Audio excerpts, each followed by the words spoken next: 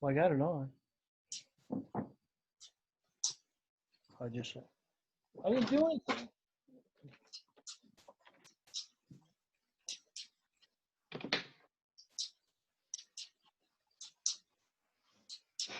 I didn't do it. You're good, Rich. Rich, we can hear you.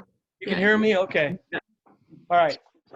So you heard me, we called the meeting to order, committee of the whole meeting? Okay, all right. Okay. Do we have, hopefully we'll get everybody.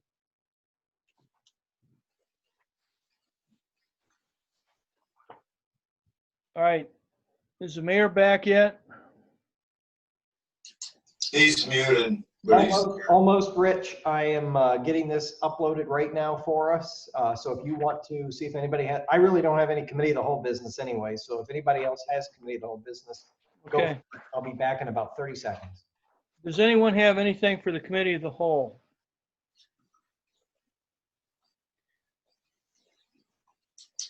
Councilman Jones. Thank you, Mr. President. As soon as I second guess myself, I just have a general question mainly for Councilman Leopard, and this is probably not the time to bring it up, but I see there's 3 spots for signatures on our meeting on the 21st on the cul-de-sac. Do all 3 of us need to get with Amforest and sign that or not?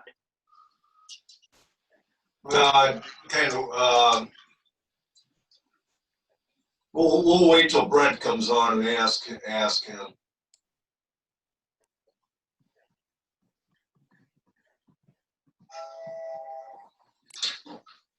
Hey there. Brent. Yeah. Well, everyone, I just got a text from Dawn, says she's watching, but she's not on, so she's having some technical difficulties as well. In this climate that we're facing right now, as far as committee reports, how do we go about getting the other signatures? They're not necessary. That's custom, but they don't have to be, you can state part of your record. Why don't you state during the meeting after the committee report is read, why don't you state that you accept or you approve the minutes as a committee member, but they don't have to be signed. There's no technical requirement of that. Okay, thank you. Okay. Anyone have anything else? I'd like to, the Charter Review Commission is going to be having a meeting on the second, I think it's the second Tuesday of each month. Is that correct, Law Director? Yes, that's correct. Okay. And the meeting's at 6 o'clock. And I'd like, I think it's important for us, as many of us as possible, to listen in on those meetings and offer any comments that we might have. So I'd like for you to put that on your calendars. We don't all have to, it would be nice if we were all part of it, but a couple of us need to make a point of emphasis. The next meeting is going to be October 13th at 6 o'clock.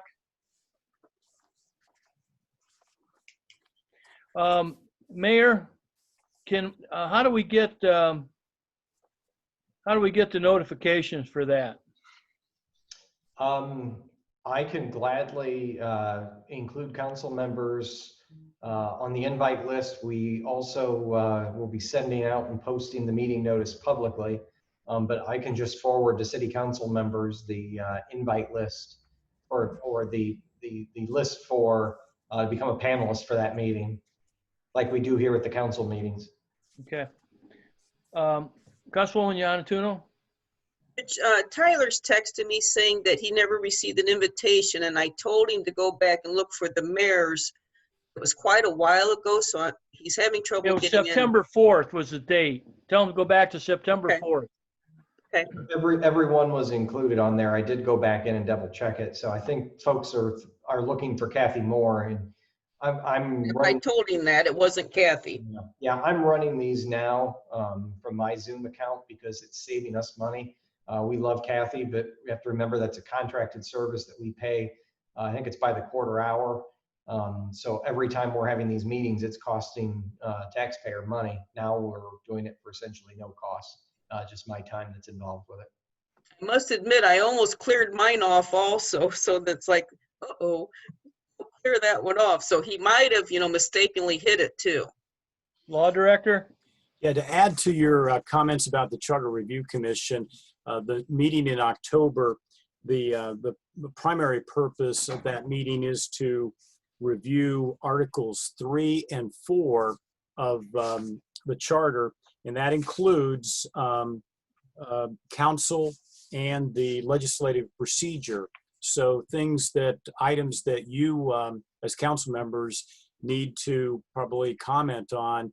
There may be questions from the commission members about the effectiveness, efficiency of the procedure that is laid out in the charter. So if you have any comments on those sections, I would encourage you to attend and read ahead of time those two articles, Article 3 and Article 4, so you're ready to comment on those sections. Thanks. Thanks, Law Director. Everybody get that?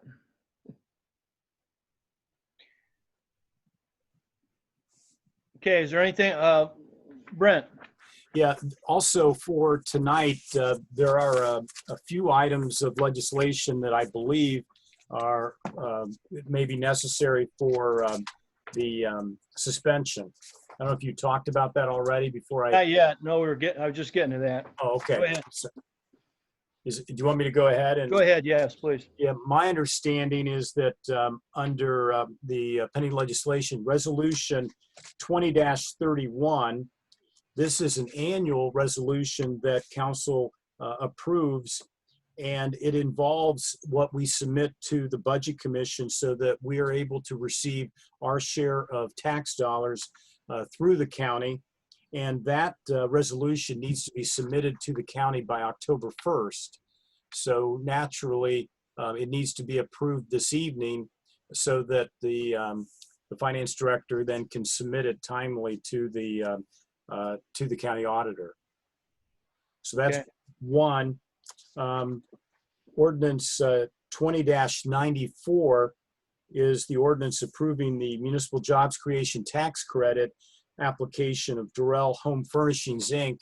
I believe that at the last meeting, not only was I directed to prepare that ordinance, but that I was to prepare it with an emergency. And I guess the understanding is that it would be approved this evening. So that's also for your consideration. Yeah, if I could add too, I talked with Nick, and he's going to be here. I think there might be, there could be somebody from Durrell here too, so, or speaking to us as well. And then the final item that I understand, and Mayor can add others, but Ordinance 20-97, which is the ordinance involving the Assistance to Firefighters grant. It involves appropriating funds so that we can move forward with the grant. That's a 95% grant, meaning that we only need to contribute 5% for the purchase of equipment. And there is a deadline, I understand, the first part of October. So in order to get that submitted timely, and we need to approve that ordinance. Okay.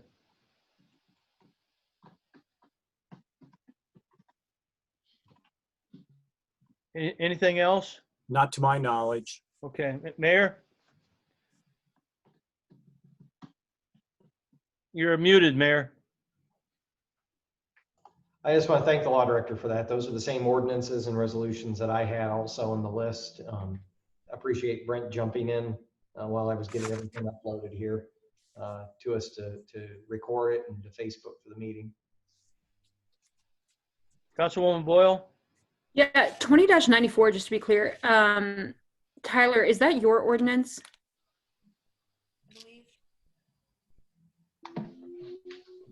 Tyler? Okay. Or can we confirm whose ordinance that is? I had designated Tyler because I thought it came from, well, it was out of council in its entirety, but it was mentioned at the last meeting that that would be Tyler because he Yeah. is the chair of the Economic Development and Downtown Planning Committee. And he did Yep, sign yeah. it. That's what I thought. I just wanted to confirm. Okay, thank Yeah. you. I That's apologize. correct. My computer froze. What's that? What's I that, Tom? apologize. My computer froze there for a few minutes. Okay. Guys were at a standstill there for about 60 seconds. Yeah, I froze too, so.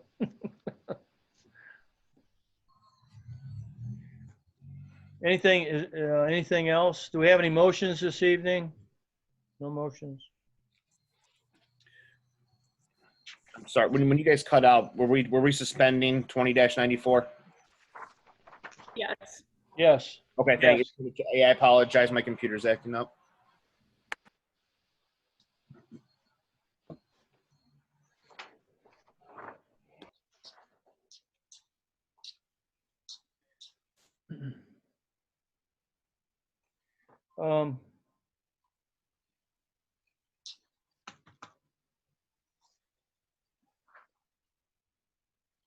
Are you going to bring up the, Mayor, are you going to bring up the sewer rate study in your comments? I am. Yes. Okay. All right.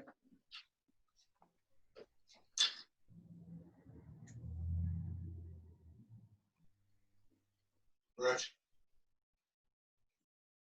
Rich? Yeah. Councilman Leopard. Maybe the mayor can help me.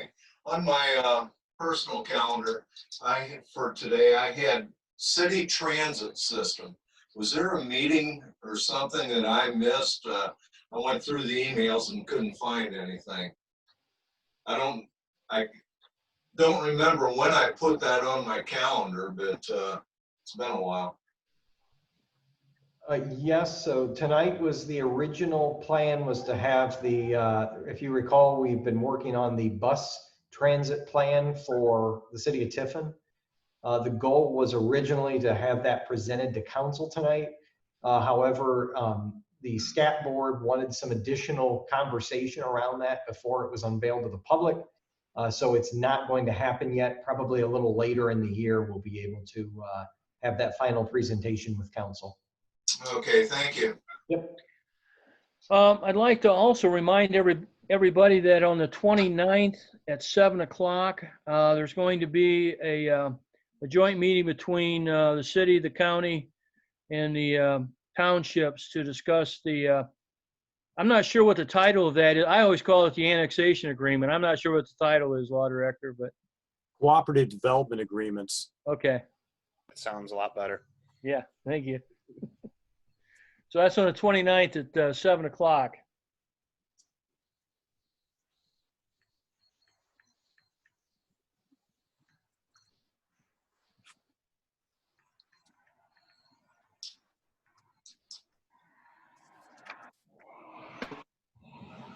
All right, if there's no further business, I'm going to call the committee of the whole meeting, adjourn the committee of the whole meeting.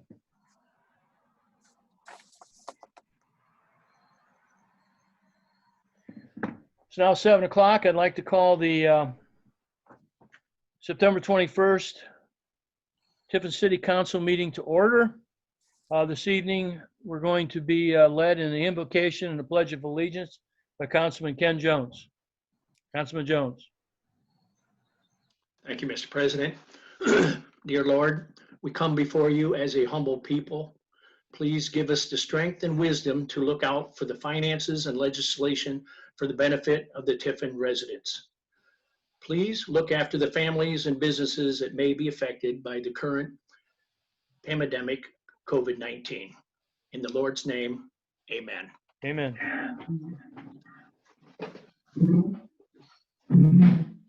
I pledge allegiance Allegiance to the flag Of of the United States of America, and and to to the the republic republic for which it stands, one nation, under God, indivisible, indivisible, with liberty and Justice. justice for all. Thank you. I like your prayer, Councilman Jones. Thank you. Will the clerk of council please, Ann Forrest, please call the roll. Councilman Jones, Yes. Councilman Leopard, Here. Councilman Perry, Here. Councilman Schuff, Here. Councilwoman Boyle, Here. Councilman Gillig, Here. Councilwoman Yanatuno. Let the record show that all 7 members of City Council were present for the meeting.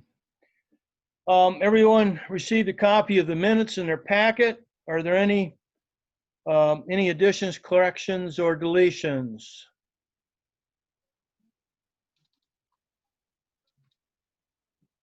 Okay.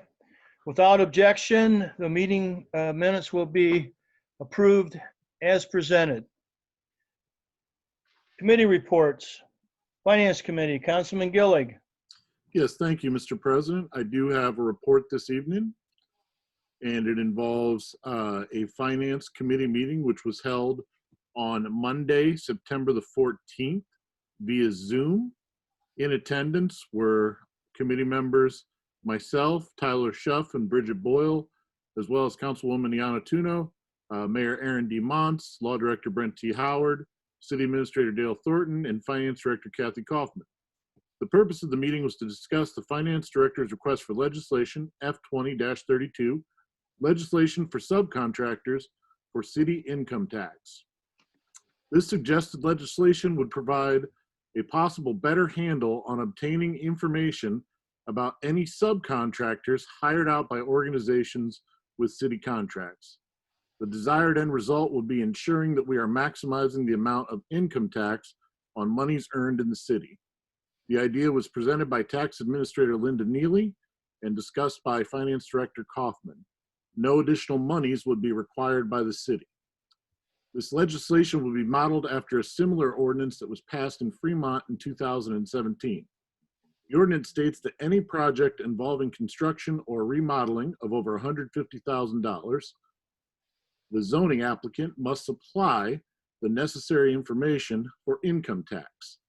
There is also a penalty provision that ensures that all zoning permit holders must comply with a request from the tax commissioners within 90 days, requiring that information be provided for the purpose of collecting income tax. While the committee and city officials believe this would be highly beneficial to the city, it was agreed that further study of the issue was required before legislation was ready to be prepared. With no further business to discuss, the meeting was adjourned at 4:50 p.m. Thank you. Are there any questions for Councilman Gillig? Law and Community Planning, Councilwoman Boyle. No report, Mr. President. Thank you. Materials and Equipment, Councilman Jones. No report at this time, Mr. President. Thank you. Personnel and Labor Relations, Councilman Perry. No report, Mr. President. Thank you. Recreation and Public Property, Councilwoman Yanatuno. Mr. President, we did meet last week. The meeting was held via Zoom on September 15th, 2020, starting at 7:30 p.m. Its purpose was to discuss proposed wording changes and deletions to Ordinance Chapter 163, A Tree and Beautification Commission, with an addition to specific Ordinance 931.16 under Chapter 931, Tree, Shrubs, and Weeds. Also to discuss possible language changes to specific Ordinance 93503 under Chapter 935, Park Regulations. Discuss options on maintaining walking trails and any other business to come before the committee. Attending were committee members Dawn Yanatuno and Dan Perry. Committee member Ken Jones was absent. Also in attendance was from the city administration were Mayor Aaron Montz, City Administrator Dale Thornton, Parks Director Bryce Kuhn, and Police Chief Fred Stevens. We first discussed the proposed changes to Ordinance Chapter 163. This committee had no issues with the suggested changes outlined by the Tree Commission. Mayor Dawn Yanatuno moved, seconded by Dan Perry, to accept the changes. This motion carried on a vote of 2-0. Next, we discussed Chapter 935 Park Regulations, specifically Ordinance 935.03.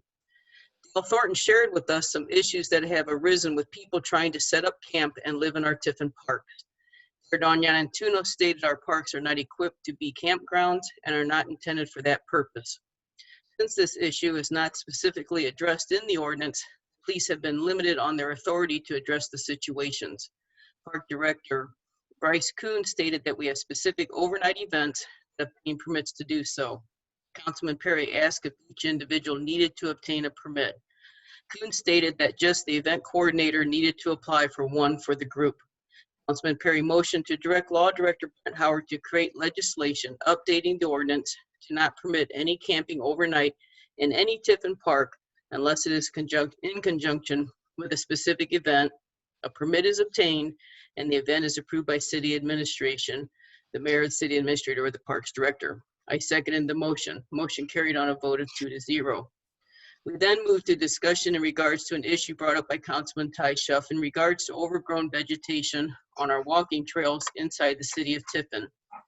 And Perry asked about school groups volunteering. This, of course, led to discussion on liability issues. Trash is also an issue, so discussion turned to a designated one-day event for cleanup. It was also mentioned that Public Works tries to help with vegetation as they have time. Due to COVID-19, they are down in manpower too. It was suggested that maybe Public Works could coordinate volunteer efforts to keep everyone on the same page and not duplicating efforts. Hopefully next year things will have improved and we can look at this again then. With no further action needed at this time and no other committee business to discuss, our meeting adjourned at 8:02. Thank you. Thank you, Councilwoman Yanatuno. Are there any questions for the Councilwoman? Street sidewalks and sewers, Councilman Leopard. Thank you, Mr. President. Street Sidewalk and Sewer Committee meeting was held Monday, September 14th, 2020 at the cul-de-sac on South River Road. Attending were committee members Steve Leopard, Ken Jones, and Don Yanatuno, along with City Administrator Dale Thornton, City Engineer Matt Watson, and Law Director Brent Howard. Leopard called the meeting to order at 4:00 p.m. and stated that the purpose of the meeting is to discuss request for legislation number 20-34 to install a street lamp on South River Road. Engineer Watson explained to the committee the reason and logic as to the placement of the cul-de-sac. The city of Tiffin will be responsible for maintenance and snow plowing of the cul-de-sac and dead-end street. City Administrator Thornton explained that a cul-de-sac is necessary when you have a dead-end street. A property owner on South River Road donated land to the city of Tiffin so that it could be installed. A driveway for the property owner can be accessed from the cul-de-sac. The street will be no longer, as this will become a walk and bike path. Improvements and permanent closure at South Sandusky will be completed shortly. Engineer Watson informed the committee of the illegal dumping that has occurred in the past in hopes that a street lamp will help deter any further activity. The committee agreed that a street lamp would be beneficial to walkers and cyclists. A motion was introduced by Councilman Jones and seconded by Councilwoman Yanatuno to install a street lamp on South River Road. Motion passed by a 3-0 vote. With no further business, meeting adjourned at 4:10 p.m. Do the other two council members agree with the minutes that I am submitting? Yes, I do. Okay, thank you. Thank you. Any questions for Councilman Leopard? Economic Development, Downtown Planning, Councilman Schuff. No report at this time, Mr. President. Thank you. Does anyone see a need for a committee of the whole meeting? At our next meeting, which is going to be October 5th, the mayor is going to be talking about a sewer rate study that's just been completed. And I'd like to have that presented at a committee of the whole meeting. And we're going to need some extra time. So I'd like, on October 5th, I'd like to begin the committee of the whole meeting at 6 o'clock. Does that sound okay, Mayor? Go ahead. It's actually, the study will be completed and ready for presentation by the 19th, not the 5th. The 5th, Okay, the 5th, you're probably confusing. The 5th is when we're planning to have the DORA application back to City Council. So that's probably the confusion on dates. I apologize. okay. All right, well, let's go ahead and set that for the 19th then at 6 o'clock, so everybody has that on their calendar. Committee of the whole meeting. Mayor? The only other thing would be, I'm planning to talk in my report about DORA this evening. And my plan is to submit the application for the next DORA on October the 5th. We all know that once the application is submitted, we're unable to change it. So I guess we're looking for feedback from council members, whether or not they're in agreement with what I have to say tonight, or whether they'd like to have a committee of the whole meeting to discuss the DORA items further. That would be up to council, but the plan is to submit that to council on October the 5th so that it could be passed and ready to go, so that there is no interruption to the existence of DORA, because I don't think a lot of our business owners, with everything going on with the pandemic right now and how they're hurting, I think the last thing they need is worry that, is it going to be renewed? Is it not going to be renewed? If we go ahead and get it taken care of before the end of the year, it's continual service with whatever's decided. So that would be the only thing, is if council wants a committee of the whole, or if they're comfortable with the proposal this evening.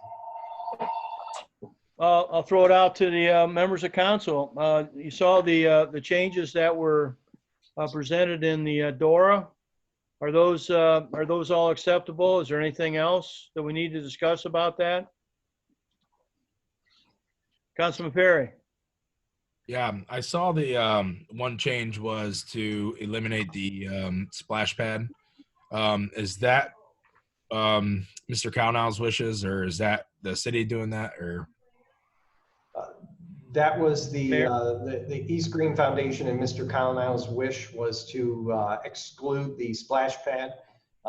So the city, since it's a private piece of property, we were okay with that request, obviously.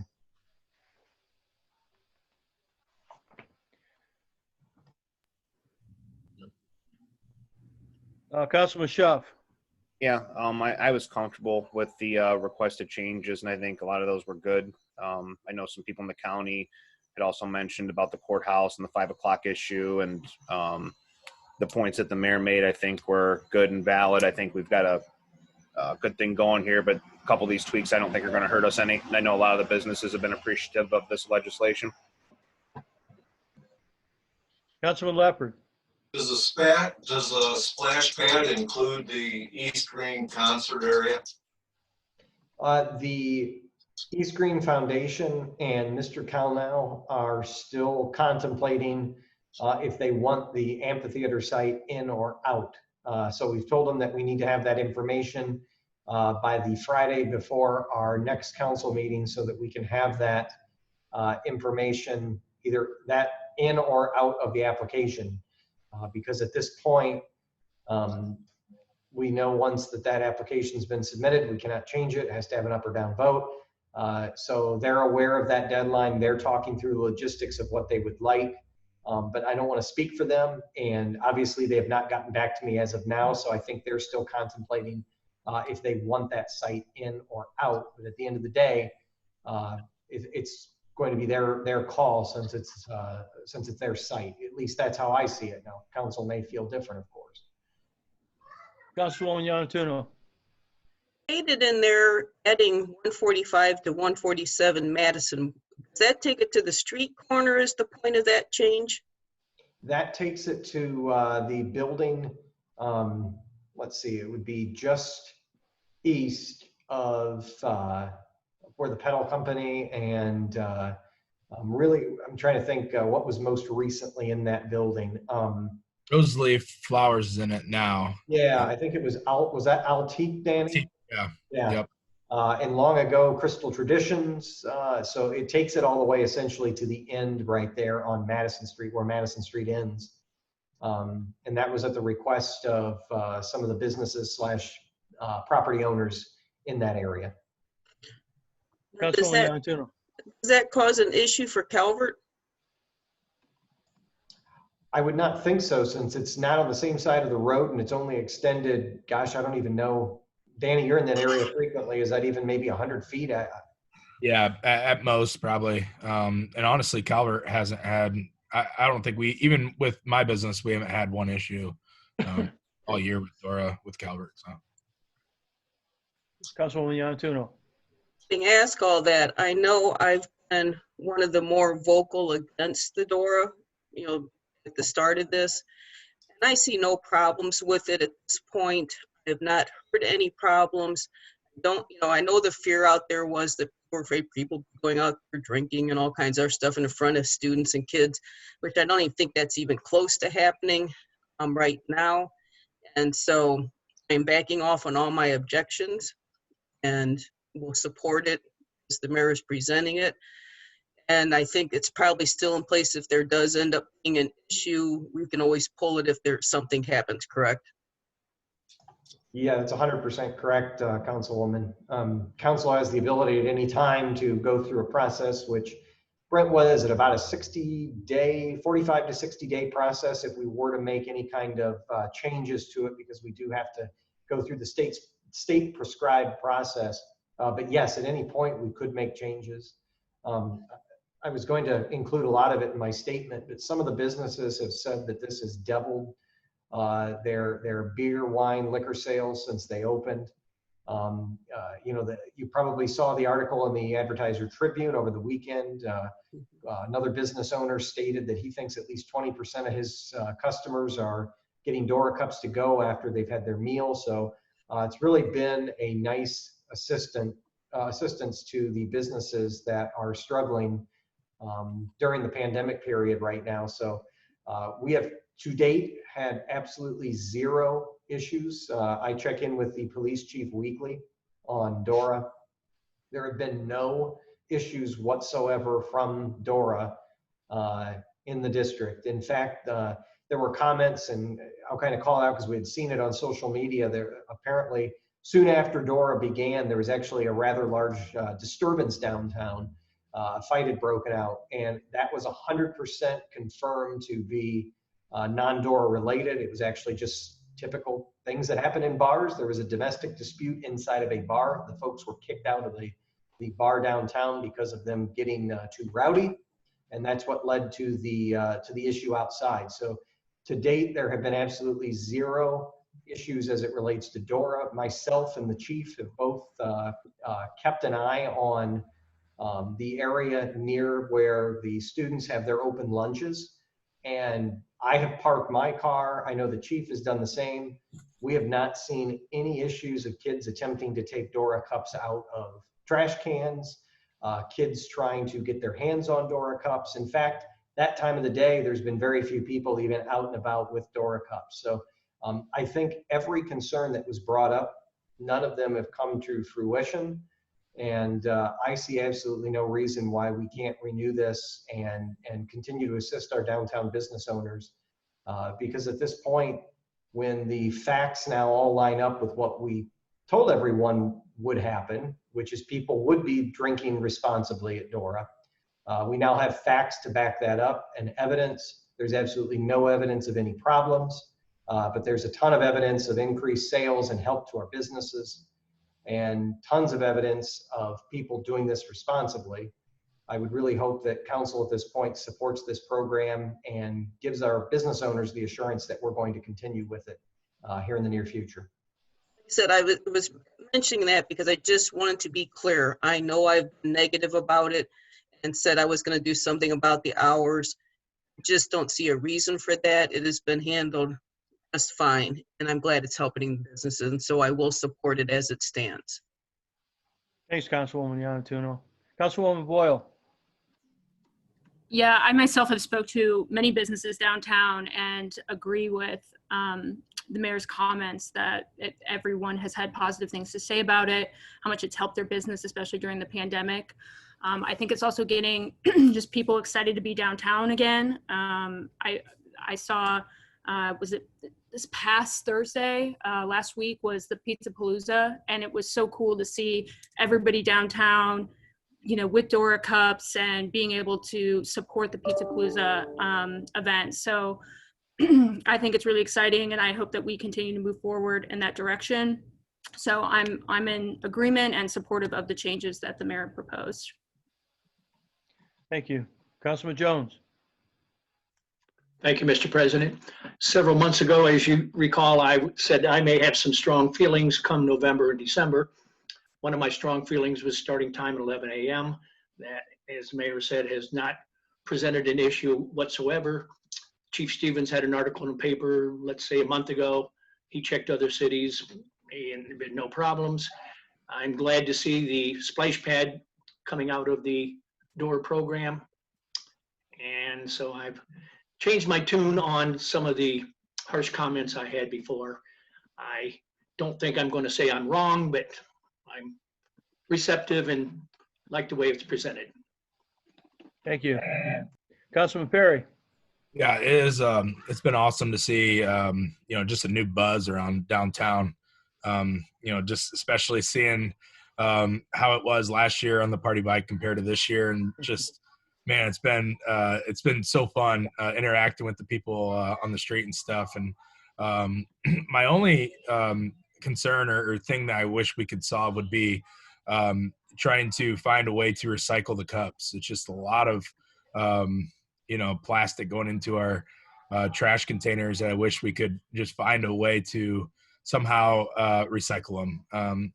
That would be my only thing I would wish we could solve with it. Everything else has been awesome. So at some point I would want to try and tackle that and find the best solution we can for that. So. Councilman McGillig, you had your hand up.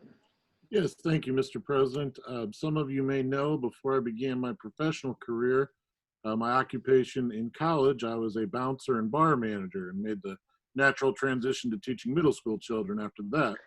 So I shared a lot of the same concerns that Councilwoman Iannatuno and some of our community members had, though I've been in support of DORA since the onset. And I was just very proud of council taking into account the unique situation we've been living in since March, and giving our business owners another arrow in their quiver, to help get back on their feet. I also think it's a tribute to our establishments that are part of the DORA program in, recognizing when folks have maybe been a little too overserved and need to back off for the evening. And it's also a tribute to our friends and neighbors that have, just taken this and done beautifully with it. When I was going to trivia the other day on Thursday night, I walked by Madison Street, and just about all the tables had folks waiting for a spot at MST, because as you know, those are very hard to come by, and they were all enjoying DORA beverages. It was really cool to see. So for that reason, I will be thrilled to support the continuation of DORA with the changes outlined by Mayor Mons. Thank you. Anyone else? Any other comments about DORA? Mayor.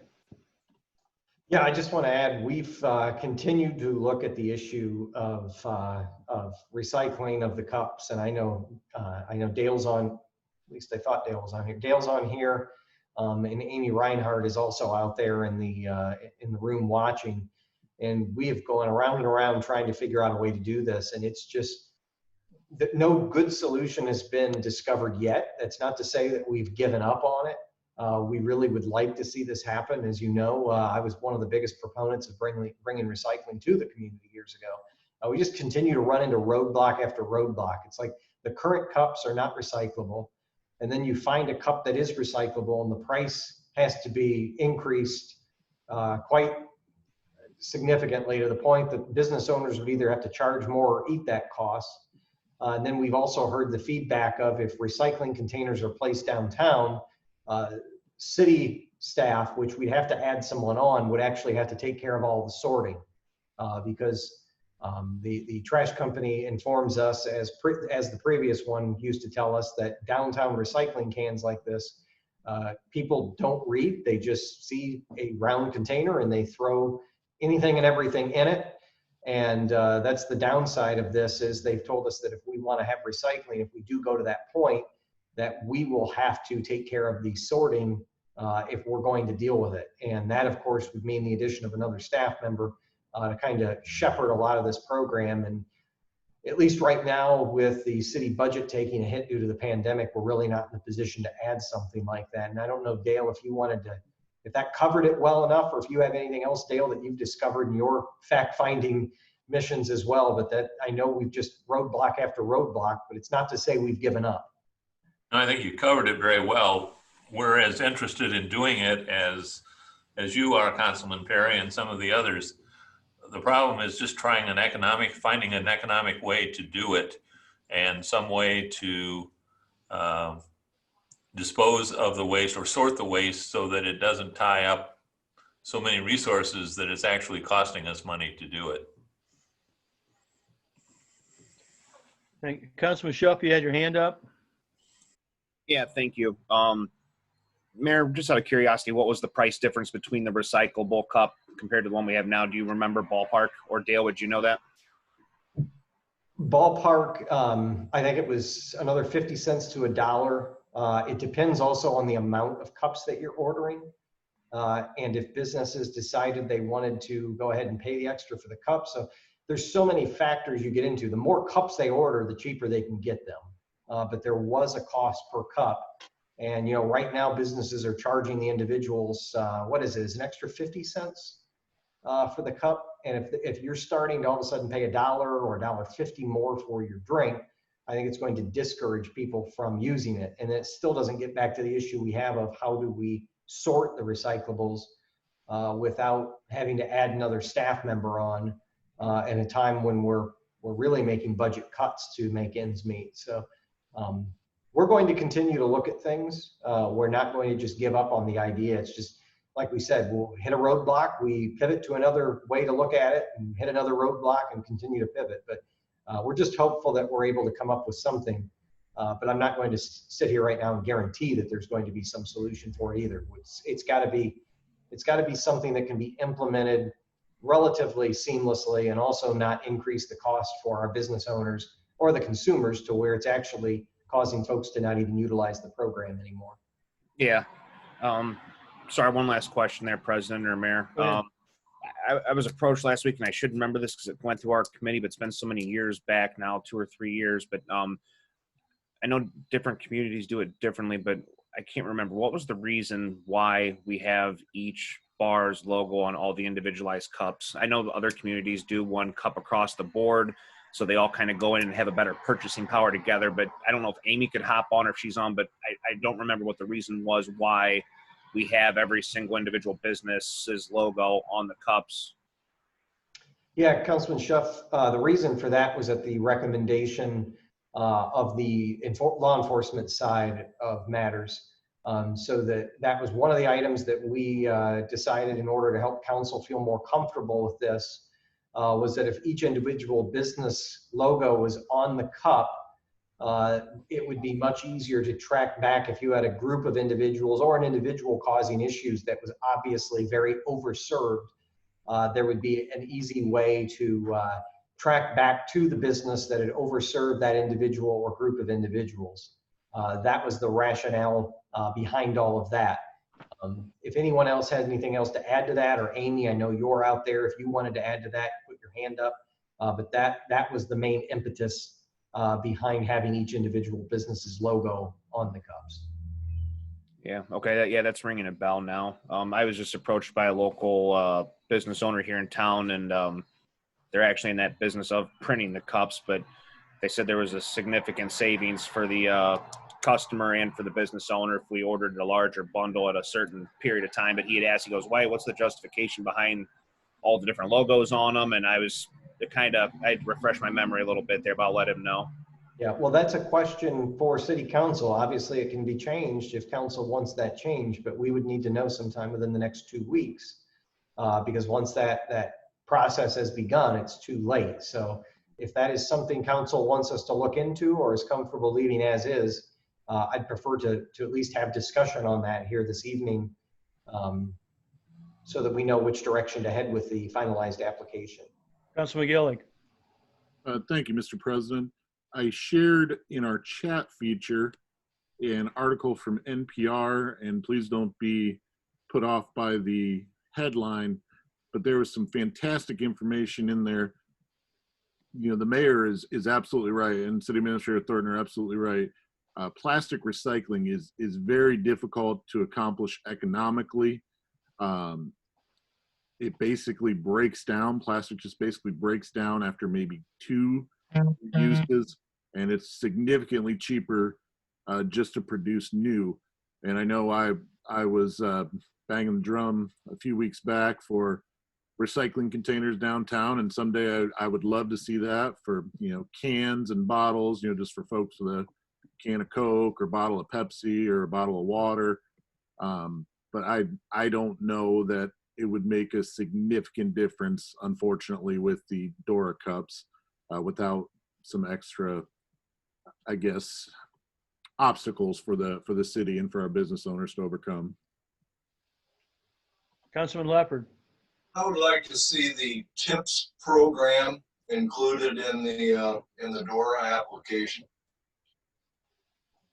How would you prefer to see that worded, Councilman? Do you want the business owner or manager to, or do you want all employees? Because I'm not asking to try to create it to be more difficult here for you. I just want to make sure if we're going to include it, that we've got the wording how you would like to see it or how council would like to see it, so that we get it right and we're not having to start all over again. So in what way would you like to see the tips included in there? Employees of the business.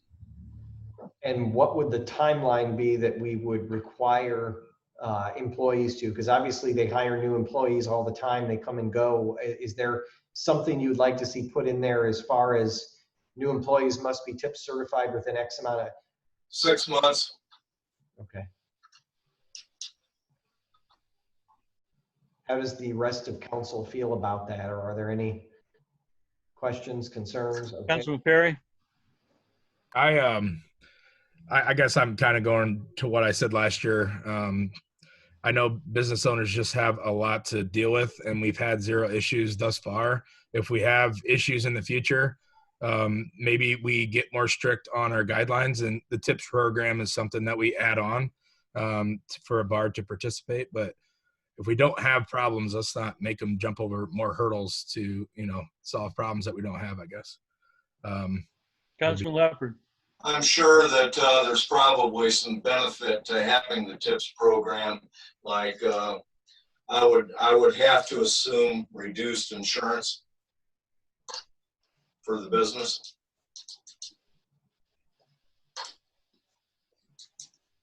Councilman Jones. Thank you, Mr. President. I want to thank Councilman Leopard for bringing that up, because I do believe that was probably the third thing I was going to bring up and chime in on Mayor Montz's question. And I heard Councilman Leopard say 6 months. But if we're talking about training servers / bartenders to know if and when to serve someone, waiting 6 months, being untrained, doesn't sound logical to me. So, and I understood maybe Amy Reinhardt in the past say there's some online classes that could be taken. I would think they could do those in a shorter period of time than a 6-month window. Councilwoman Boyle. Yeah, I'm not against the TIPS program. I just think with the amount of turnover that typically takes place within the like the bar and restaurant industry, that maybe it would make more sense for a bar manager or restaurant managers to be TIPS trained instead of every employee. But it's just my opinion. Councilman Shuff. Yeah, I know a lot of the bars, a lot of them, I know Dave Spurgeon spoke up, and I think 138 and a few others, but a lot of them have done the TIPS training. And yeah, I kind of agree with Councilman Perry. I don't know if we need to keep over legislating this thing. If we've had no problem so far, 0 for the past few months. I mean, if it starts to become a problem, we'll look at it then. But I just got a message here from somebody, but they just informed me that I guess if we do decide to go that route and follow Councilman Leopard's suggestion, they just told me that Beerco offers TIPS classes and they think it's at no cost. So just thought I'd throw that out there, but someone just sent me that little piece of information as they're watching the meeting. Councilman Perry. My biggest thing is I just wouldn't want to hinder some of these bars on their employees. So it might, I mean, working next to Clover Club, obviously I've seen different employees go in and out. And if you add one more thing for these employees to do, like you have to get this done in 6 months or you can't work here. A lot of these are college kids and, they have enough to do. So I think maybe suggesting some of these bar owners and managers having the program and passing that information along would be great. Making a recommendation in my mind would be better worded. And also as far as the insurance goes, I mean, that would be up to that individual business if they want to, take that discount or not, that'd be on them. I don't think we need to make them do that. So. Councilwoman Yanatuno. I agree with, I'm trying to figure out a compromise here, and I agree with Councilwoman Boyle that it might be better to have management so that they can oversee the problems and see if maybe if you think staff needs training for it. Because I don't want to cause more burden on them either, and I think that would be a good compromise to the situation. Councilman Jones, you had your hand up. Thank you, Mr. President. Does anyone off the top of their head know, is this online course? Is it a 2-hour course, an 8-hour course, 3-day course? And the reason I ask is if it's a 2 or 3-hour course, and again, I'm going from my factory experience, normally orientation is 6 or 7 hours. I would think if it's less than that, they could incorporate that in their training before they start their shift, or shifts, plural. And then I also want to temper that with the last, pick a number, 5-6 months, there, to my knowledge, there has not been a problem with serving people who don't need to be served. So when I put those two together, I guess I'm kind of wavering here. So, but I'm still curious on this online course. Does anybody have any idea whatsoever? Councilman McGillig.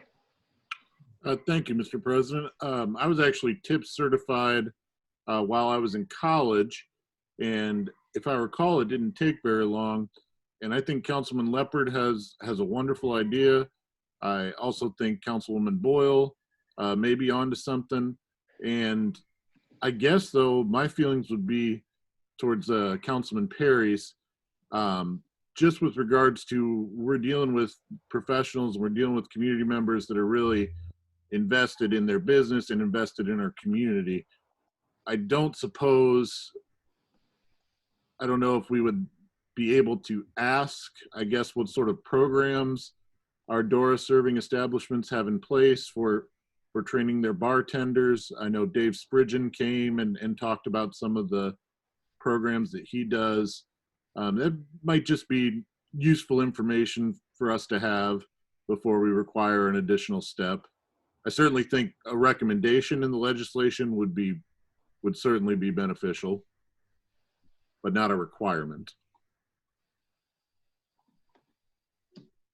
Anyone else? Anyone else? Councilman Jones.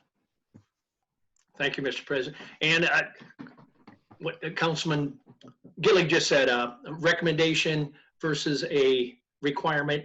I went through that on another subject and I learned the difference of the two. So yes, maybe a strong recommendation would suffice. Thank you. I agree. I think a personal I think a recommendation is better than a requirement. I think that there's too many rules and regs today. So I think the key is to make it simple and make it work. So I would agree with the recommendation. That's my 2 cents worth. Okay, Councilman Jones, last comment. Okay, recommendation versus requirement, and I don't know what the deadline for Mayor Mons is, but as long as we don't have any issues between now and the 5th of October, then I can go along with that. All right, anyone else? Councilman Schuff. You're muted. Sorry about that. Quick question for the city administrator or the mayor. What was the difference between the two plastics? Was it like which one was recyclable and which one do we currently have, just so I can inquire? Well, it's all about the thickness that the cups are. They have to have a certain thickness or they're not even worth the hassle for any recycling company to take them. That's how it was described to us.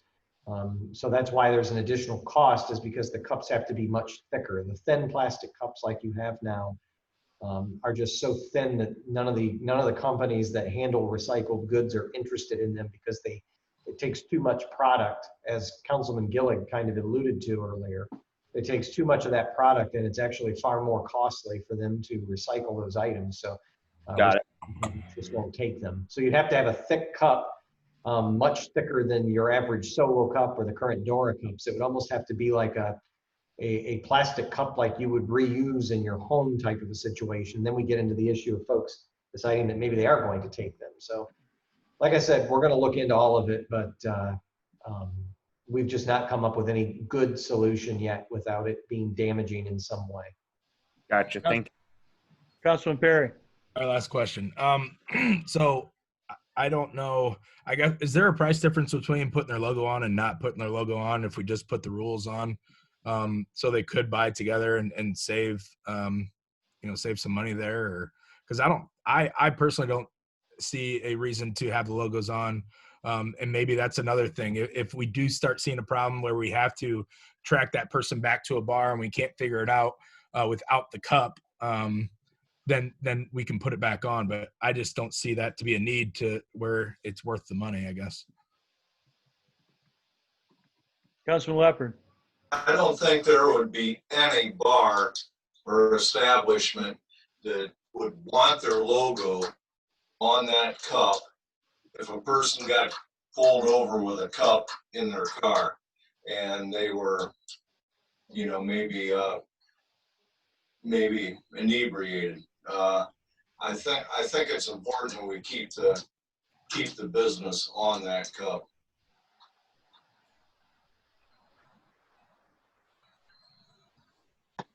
Okay. Anyone else? Mayor.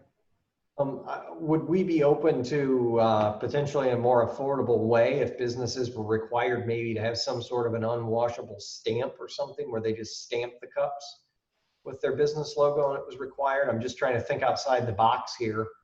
If they could all order the same cups and there's some kind of a stamp with ink that you can't really just wash off simply, or it's not going to fade off in the short time somebody's using a cup if it's sweating, would that be a potential option instead of having it actually printed by the business on the logo? That way it's permanent, but they're not paying that cost for their own specific business cup. Councilman Schuff. Yes.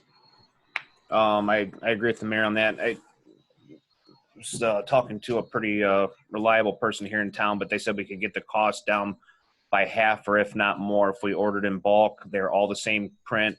Instead of printing 500 here, 250 there, they could go in together, but we could see a significant savings for our small businesses. That's why you could take a permanent marker and put the initials of wherever it's coming from. You could make that a rule. CC, R for, I mean, you could initial them so you know where they're coming from. But these limited prints where they're doing 100 here and 500 here, it's costing the business owner and the consumer a lot more. I was told we could get them half the price, if not more, if we didn't have to do that. But that was a recommendation by a local business owner and somebody that knows the business. Councilman Perry. Yeah, I mean, personally, I just don't see a reason to have it on. I mean, who knows if that person just took a Dora cup and took it home to his friends or whatever and drank at his friends all night, and it just happened to be in his car on his way home. I mean, you can't take that cup and then hold that bar liable just because their logo's on there. And who knows which bar overserved them, and who knows when they got that drink. I don't know. I just don't think, like I said, it hasn't been a problem yet. If we can get that cost down, 50%, I mean, what a good savings that we could do for these businesses, Councilman Gillig. First of all, I think this is awesome. Just the brainstorming going on here. It's really, really neat to see. I wonder if we could also, Councilman Schuff, you had a fine idea in talking with your business contact. Would it be a lower price if we put all of the Dora business logos on one cup, and it'd be a neat little advertising piece, but still maybe we'd be able to to get the price down a bit. Councilman Shaw. I love that idea. And honestly, building on what Councilman Gillig just says, if you put an advertisement on the back of all the different establishments that participate, all the waitress has to do then is take a permanent marker, circle which one it came from. We have there's your solution right there. I love that, Councilman Gillig. That's my one good idea for the night. It's all downhill from here, guys. Councilman Jones. Speaking of good ideas, I might have a good idea. Why don't we just number these downtown Dora establishments 1 through 30? And I know their employees maybe not want to do it, but if a Dora business is number 6, they take 50 cups and 666 and a permanent marker, and all this 30 logos that Councilman Gillig and Schuff are talking about. I think that's just going to add to the expense of printing a cup. So I like my 1 through 30 counter offer.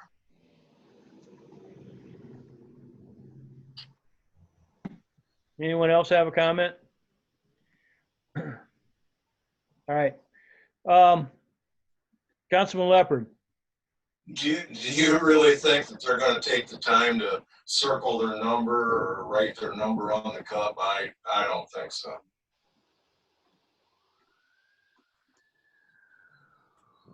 Councilman Shaw. If they want that tip on their credit card receipt, they will. Councilman Jones. We've been talking about leaving the logo on there. That's the flow I'm hearing from City Council.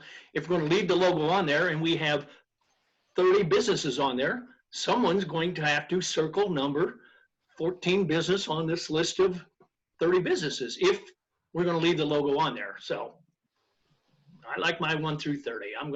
That's my story and I'm sticking to it.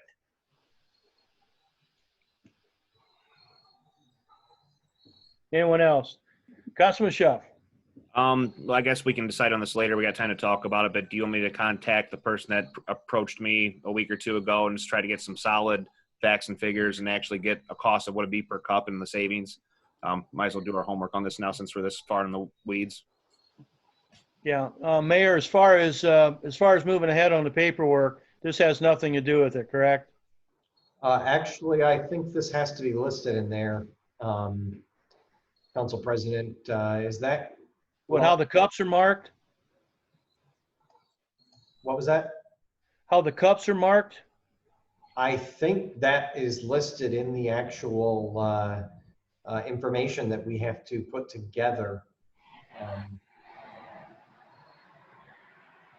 I'll have to double check and look, but I'm pretty sure that that's something that has to be included once we get to that point that we can't make changes to the program unless we go through the whole process all over again. So that's why I wanted to kind of have this conversation. We'll try to decipher what was said here this evening, I guess, and do some homework and hopefully come up with a final package that you all can agree on. Okay. Councilman Gillig. Thank you, Mr. President. Mr. Mayor, what was the timeline you were looking at for formally presenting this to council for consideration? It would be to have the application into you all on October the 5th, which because of how I think the state deadlines fall, I'm looking at my calendar here. I think then it would be ready for, let's see, I think it would be ready, if I'm not mistaken, for a vote late November, where we could have it ready to go then. So it's in place first of the year, if not sooner, so that there's no interruption to where we would have to take the signs down or cover them all for a week or two because it's expired. If I may, perhaps we'd be better served continuing as is for now. The costs are already factored in for our businesses, and then we can really do our homework in the coming years as we prepare for renewal of legislation next year. Just with the time crunch we're up against and everything else, that might be our best option, in my opinion. Well, to be clear, this is actually, we don't have to do any action on this for 5 years. We can take up action at any point, but this is good for 5 years, the legislation that you pass now. unless council decides to get together and make changes. So you can make changes at any point. Councilman Jones. I concur with what Councilman Gillig just said. I'm thinking this logo subject is not broken, so I don't think it needs fixed. If the current people, or the consumer is willing to pay 25 or 50 cents a cup and they're not throwing their arms up, this is too much, I say it's not broke, doesn't need fixed, leave it go. Okay, Mayor. Mr. President, I hate to drag this out any longer, but our downtown development manager is requesting to answer a couple of the questions that came up. You as council president, it's your decision if you want to let her in now or not. Yes, go ahead. Okay. Amy? Yep, she should be there. Amy, if you can hear us. Yep. Can you hear me? Yes.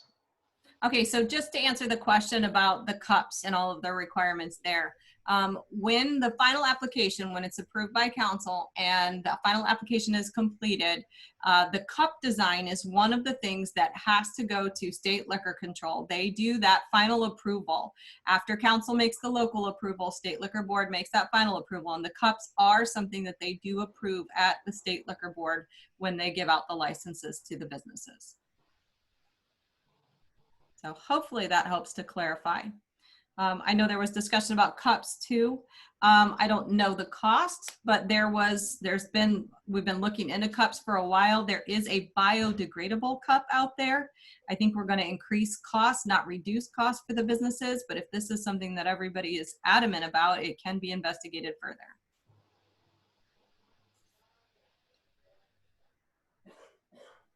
Any questions for Amy? Councilman Perry. Hey, Amy. Just had a question about if you knew the cost of putting the logo on the cup versus not. There is a reduction in cost, but it also has to do with the amount of cups that you purchase at a time. So I was contacted by the same person that Tyler was contacted by. He's contacted everybody. He is a local person that does this for a living. He can reduce the cost of the cups probably by half, but you're buying them in major bulk. So if you go to that extent, you have to store them somewhere. You know, I mean, serious bulk that you're buying them in. So we would have to look into where they would be stored if we're going to go to that much cost savings. So again, it all matters how many you buy and the changes that you make. Yes, it does streamline the process if you remove the individual business logos, because you can buy them in larger bulk. But again, it's just the amount of bulk that you're buying them in, whether you include the different logos or not. It's basically the same situation. I mean, when every business looks the same, then you can buy a larger quantity. But again, it simply has to do with numbers, if that makes sense.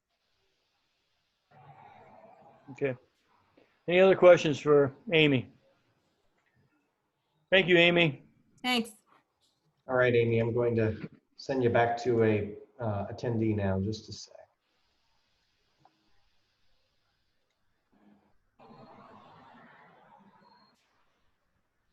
All right.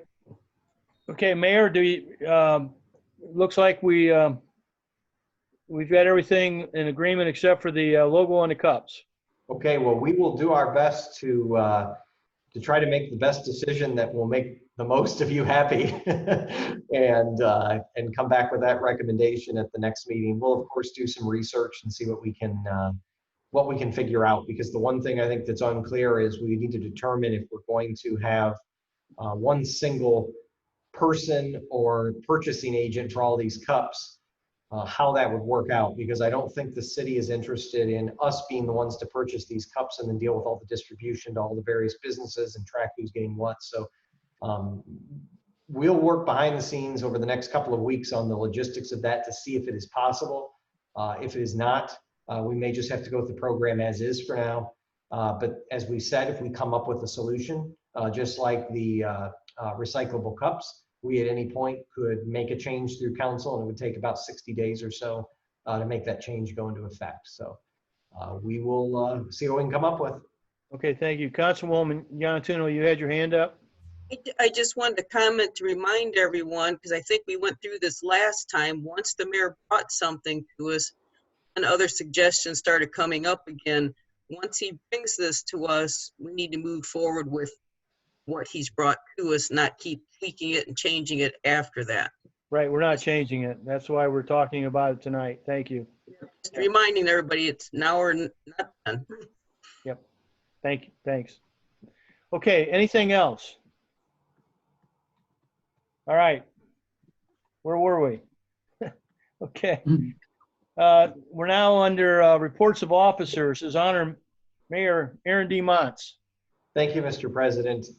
Just so that the public is aware of the exact proposal with DORA, I sent city council members an email earlier today just outlining the changes that we've decided to make with the DORA district here in the city of Tiffin. So just so the public's aware of that, the DORA application, there were only 3 overarching changes that are being proposed from the current existing DORA, how it operates now.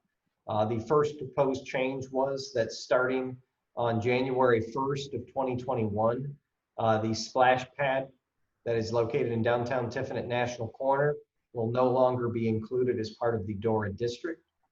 The second change would be extending the boundary. What I'm thinking in my head, it's probably 100 feet or less from the existing boundary, but it would be to extend it to include the businesses at 145 and 147 Madison Street. That was at the request of the business owner.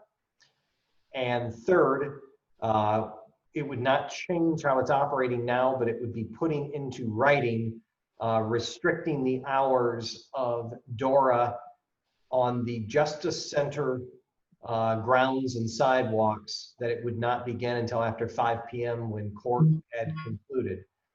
So right now, that's how it's operating. But because that change was recommended after the application was submitted, it never made it into formal writing. So we're just basically asking to have that included in writing now. But those were the 3 changes that I did propose to City Council. Everything else, with maybe exceptions of what came up with the discussion here a few minutes ago, everything else would remain the same as is. And then council could go through the process at any time in the future to make changes. But trying to keep it simple and continue to help out our businesses that really seem to be loving this downtown. Other items, I do have a proclamation this evening. I know that some of the folks from the Salvation Army are out there watching. They specifically requested this. We need to keep in mind that as we continue to go through the pandemic, that now more than ever, families are in need of assistance in Tiffin and Seneca County and really across this country as a whole, as unemployment continues to remain above 8% here in the state of Ohio and Seneca County. So this is a mayor's proclamation stating, whereas the Salvation Army has been serving the people of Tiffin for 105 years, both physically and spiritually. Whereas the Salvation Army is present wherever need is greatest, especially during the COVID-19 crisis, where vulnerable citizens are more at risk of becoming homeless, hungry, addicted, spiritually tired. And whereas the Salvation Army aims to rescue Christmas for a multitude of people that they serve every year and to continue to provide life-changing aid to those who need it most. And whereas it is fitting and proper on Salvation Army Day, and on every day, to recognize the tremendous impact of philanthropy, volunteerism, and community service in the city of Tiffin. And whereas the Salvation Army is an opportunity to encourage citizens to serve others with their resources and time during this difficult period we are all experiencing. Now, therefore, I, Aaron D. Montz, Mayor of the City of Tiffin, Ohio, do hereby proclaim September 21st, 2020 as Salvation Army Day in the City of Tiffin, and I encourage all citizens to join together to give back to their community in any way that is personally meaningful. Done under my hand this 21st day of September in the year of our Lord 2020. And our new Salvation Army officers here in Tiffin just recently began. Their names are Jim and Marcella Hughes. I had the pleasure of meeting them on a Zoom meeting, much like we are doing now. Very excited to have them to the community. Husband and wife couple, they're young professionals. They're very pumped to be here in Tiffin and take part of assisting families and individuals in need. They will be here in the future to speak to council and say hello and meet all of you as well. But we're just encouraging everyone to not forget about organizations like the Salvation Army and other local organizations that are assisting individuals in their time of greatest need in the community. We've already covered Dora. Just to remind everyone, I know council is aware of it. We've decided that we will still hold trick or treat this year. If you recall, it is always scheduled the Sunday before, or if it falls on Halloween, Halloween. So this year it will be held on October the 25th from 6 p.m. until 8 p.m. Just continuing with the Tiffin tradition, you know, families need to ensure that they're making the decision that is best for their family overall, whether they're going to participate or not. But at the end of the day, we do know that from everything we're being told by the CDC and the Department of Health is that at least being outside is safer. We would encourage people not to mingle and congregate in large groups, but go out, have fun, and make whatever decision that you feel is best for you and your family this Halloween season. We held another follow-up meeting with Raftellus today regarding the sewer rate study for the city of Tiffin sewer rates. Very good meeting. We're very close to the point of being able to propose to city council the new sewer rate structure. The sewer rates, if you recall, every year in the city of Tiffin, our sewer rates increase by 5%. That was put in place in the late 2000s. It has not been revisited since the late 2000s when it was originally put in place. So we've decided that after 12 to 13 years, it's time to look at those rates because, you know, we've gone through a lot of separation projects in the community. We're undergoing a $14+ million project out at the Water Pollution Control Center. So we're in a position now to review those rates to ensure that, one, we're not charging individuals too much, or two, that we're not charging individuals too little to where we're not going to be able to complete the projects on the schedule that the Environmental Protection Agency has mandated that we complete all of the sewer separation and long-term control plan projects on. So we're very near to the point of being able to have a formal proposal to City Council. So stay tuned to that. I know Council President Fote decided here during Committee of the Whole that we're going to hold that meeting on October the 19th at 6:00 p.m. We will certainly get information to City Council members ahead of time so that you're not surprised at the meeting by what you see. But I think overall that we're going to be able to present rates that are at least equal to what we're paying now, if not slightly less than those increases that we've been paying for the last 12 to 13 years here in the community. So stay tuned for that information. We also held last week a health insurance update, and unfortunately, we have not had a good year again, experience-wise here at the city of Tiffin. Our loss ratio is now up to 97%, so we're expecting to have fairly significant healthcare premium cost increase again this year. We are telling departments to plan for a 15% increase in insurance, hoping that it's less than that. As you all know, we're in the process of working through budgets so that we can have that to City Council in late October or early November.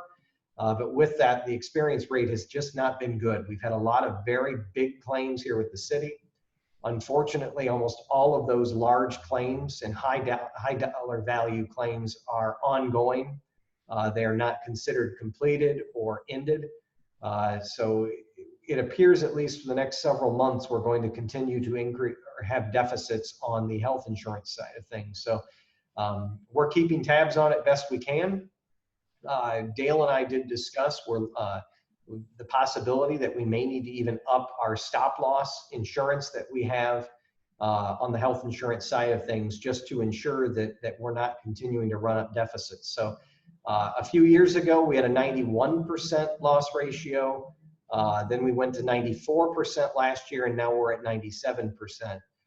So we've got to get these numbers turned around, and essentially the only way to do that is to either get folks healthy, which in many of these cases are not possible because they're long-term illnesses, or two is your insurance rates go up so that you can get that loss ratio down. So just to let council know, it's probably going to be a larger insurance increase this year than we've experienced the last couple of years. I do also want to update everyone. I know folks have been very curious what's going on with Chief Stevens' pending retirement at the Tiffin Police Department. If you recall, Chief Stevens was elected sheriff earlier this year. His last day with the city is the end of October. So we have been holding several internal meetings and conversations around the process for that. So what we currently have in place, I am pleased to announce to City Council that starting at the end of October, Lieutenant Jason Wenzer will become the acting chief of police of the Tiffin Police Department. Several reasons for that. One of the main reasons, we've got 3 wonderful lieutenants who do a tremendously good job in the police department, that being Lieutenant Wenzer, Lieutenant Russell, and Lieutenant Marquis. 2 of those individuals are very interested in the potential of applying for the chief's position. And the one that is not is Lieutenant Wenzer. So he made the ideal candidate to become our interim chief, so that no one either internally or externally felt they had to start picking sides or wondering where things were going to head. That allows Lieutenant Wenzer to have the role of acting chief until a new chief is hired. The plan is we are going to begin advertising for the position and conduct a national search starting in the middle of December. We felt with the upcoming union negotiation and budget cycle that to try to conduct a search right now in the middle of all of that would have been just too much for us to handle. We also feel by waiting until the middle of December to begin the search, it gives individuals who may be considering that position the opportunity to talk to their family, especially if they're someone who may be considering relocating.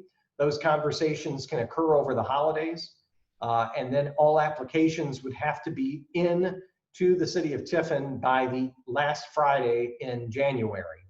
From that point, we are hiring an assessment center that will put the candidates through a very rigorous test and assessment center that could last a couple of days, depending on how many candidates there are. They will then submit to us recommendations as well as candidate strengths and weaknesses so that we may evaluate who is the best choice to become the next chief of police. From that, the goal is to have that individual announced by late February or early March. If one of the 2 individuals who are internal are hired for the position of chief, then it is obvious that that person would be able to start almost immediately. If it is an external hire, we expect that individual to require, depending on the position and the jurisdiction they're leaving, anywhere from a 30 to a 90-day notice. So they could start really as early as late March, or it could be as late as sometime in early May, depending on the type of notice and relocation that they may need to move to the Tiffin community. So I know that was long-winded. Hopefully you caught it all, but I'm very excited. We've got, like I said, 3 wonderful lieutenants in the police department. I think this setup puts us in a great position. Any one of those 3 would have been tremendous individuals to lead the department. I thank Lieutenant Wenzer for his willingness to step into this role and wish the other 2 the best of luck on the process. We certainly have noticed an increase in zoning permits here at the city. Daniel Brickner, our zoning inspector, informed me that as of September the 1st, we actually have surpassed all of the zoning permits that we handled in all of 2019. So we were joking a little internally that it's probably not really much of a joke that I think a lot of folks have decided to invest in their homes and their properties this year with improvements with the stimulus money that they received. But just a shock that, we didn't even get through the end of the third quarter and we had already exceeded the amount of zoning permits that we handled in all of last year. So a very good sign. Many of those are residential, but also there are many of those that are business zoning permits. So just very good to see that things are still humming along here locally. Speaking of zoning and permits, we announced last week the Zeiss development project. Just another great reason. We talk about all these studies that we do here at the city, and that was the housing study. Direct result from the city spending money, knowing that we had a housing issue, that there were no houses on the market. Council believed enough in that we appropriated funds to have a professional regional firm conduct a housing study, which determined that there's between 300 and 500 housing units, if not more, needed in the Tiffin community. A direct result of that is the Zeiss development project. He'll be investing more than $10 million on over 40 condominium units here in the Tiffin community at 2 different locations.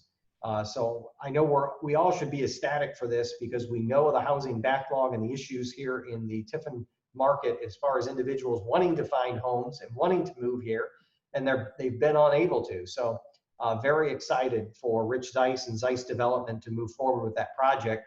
The ground is already cleared and they're planning to start construction yet this year on some of the units. Pat Buttriff in the income tax department retired. We congratulate Pat and thank her for all of her years of service with the city of Tiffin. With that, we have posted the position online. We are seeking a finance department technician. That individual will spend the majority of their time in the income tax department, but they are also cross-trained. If members of council or anyone from the public who is wishing tonight or watching tonight has any individuals they think would be a good fit, you can find that position posted on our city website at tiffinohio.gov. And we also have the details on the City of Tiffin Facebook page and our Twitter accounts. Gosh, I hope this is my last item. I'm probably putting you all to sleep. Yes. Last item, just to give everyone an update on South River Road. The cul-de-sac is under construction currently, and they were out there working at milling to get ready for pavement. The new trail that would be created out in that area that will connect connect some of our current existing trails to other trails so that we can continue on with that program of making Tiffin a bikeable, hikeable, and rollerbladable community with all of our multi-use trails here in the community. So Matt Watson and Brandon Berner and their departments have been spending a lot of time out there to get the cul-de-sac completed and that new trailway constructed. So big thank you to the individuals working on that project. But with that, Mr. President, I think that's enough, but if there are any questions, I'm more than happy to answer them. Does anyone have any questions for the mayor? Councilman Sept. You're muted. You're muted. There you go. Sorry about that. Question for the mayor and city administrator. As far as the nationwide search that we're conducting, as far as finding a new police chief, to what extent or what level do we do background checks just to kind of check their history and if there was any problems from the department that they've been at in the past or are coming from? Yes, we certainly conduct very thorough background checks, especially in a law enforcement position. The assessment center also will give us a hand in that. But yes, we will certainly run background checks on the individual and be reaching out to references. I believe we're going to require at least 5 references, some that they currently work with now and some that they also work with externally for that position. But yeah, especially any position with the city, we take extra effort to check backgrounds on because of dealing with tax dollars and public entities. But especially with the chief of police position, we will definitely be conducting a very thorough background check and search for those individuals. Great, thank you. Councilman Perry. Just a little curious on the on how the process works. Would it be would it be you, Mr. Mayor, and Dale that would kind of interview the candidates and then give the council recommendation? Is that how it works? Yeah, so it's all going to depend on how many resumes we receive and the quality of those resumes. I guess we likely will not interview every person for every resume that we do receive, unless of course we receive much less. You know, I think right now the interesting thing that we were even speculating in one of our meetings is, with the coronavirus pandemic, does that mean that we're going to see less or more applicants? My own personal theory is with coronavirus that we'll see less applicants. But then I think you take the national climate right now and kind of some of the negativity out there towards police departments, and I think you may see some folks looking to get out of larger departments where there are larger issues occurring. So I really don't know what to expect, but the best resumes we will be interviewing to narrow down which folks we actually want to send to the assessment center. From the assessment center, once that's completed, the assessors will give us, and it's actually the Ohio Police Chiefs Association is doing the assessment center. So it's retired police chiefs and other individuals that are putting these chief candidates really through a very, very thorough and detailed assessment center. From that, we will interview their top candidate recommendations. But again, it comes down to how many applications we receive and then how many we decide from there that we want to go to the assessment center. So it's kind of difficult until we know how many applicants we have to say exactly how that kind of last piece of it will work out. But from that, I will make a selection. It's the determination of the mayor. And then I will present that to City Council for confirmation, much like what you do for an appointment to a board or a commission. City Council, much like the United States Senate, has to give that individual an up or down confirmation vote. Councilman Shaw. Will our current chief now or the interim chief be sitting in during those interviews to maybe ask some of the questions, or is it strictly just you and the city administrator? Actually, the intent is for myself, the city administrator, and human resources all to be involved in that conversation. Chief Stevens will not be, as he is not working for this jurisdiction any longer.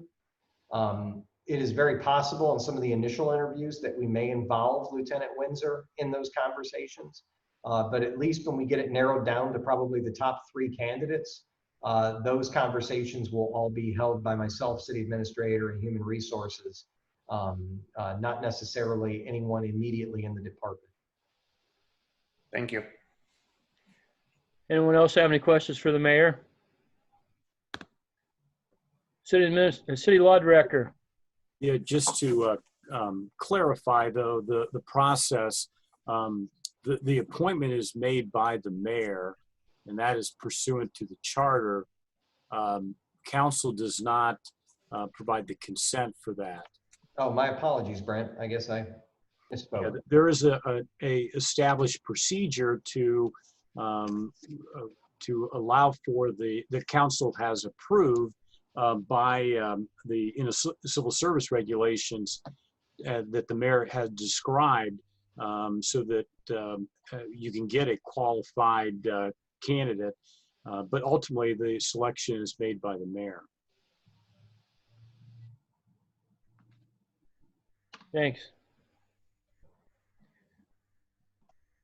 Any other questions for the mayor? Thank you, Mayor. Clerk of Council, Ann Forrest. No report, Mr. President. Thank you. Thank you. The Director of Finance, Kathy Kaufman. No report, Mr. President. Thank you. Director of Law, Brent T. Howard. Yes, just to follow up the mayor's comments about the President of Council's comments at Committee of the Whole about the upcoming meeting on the 29th of September. This is a meeting regarding the cooperative development agreements among the Seneca County, Clinton Township, Eden Township, Hopewell Township, and the city of Tiffin. There is one cooperative development agreement for each of the townships with the city and the county. This is a joint public hearing scheduled for the 29th of this month at 7 o'clock via Zoom. There was a public notice of that meeting earlier this month, and the notice is also at City Hall at the mayor's office, along with the proposed cooperative development agreement among the parties. In short, and I mentioned this at the last meeting, the substance of these cooperative development agreements are as follows.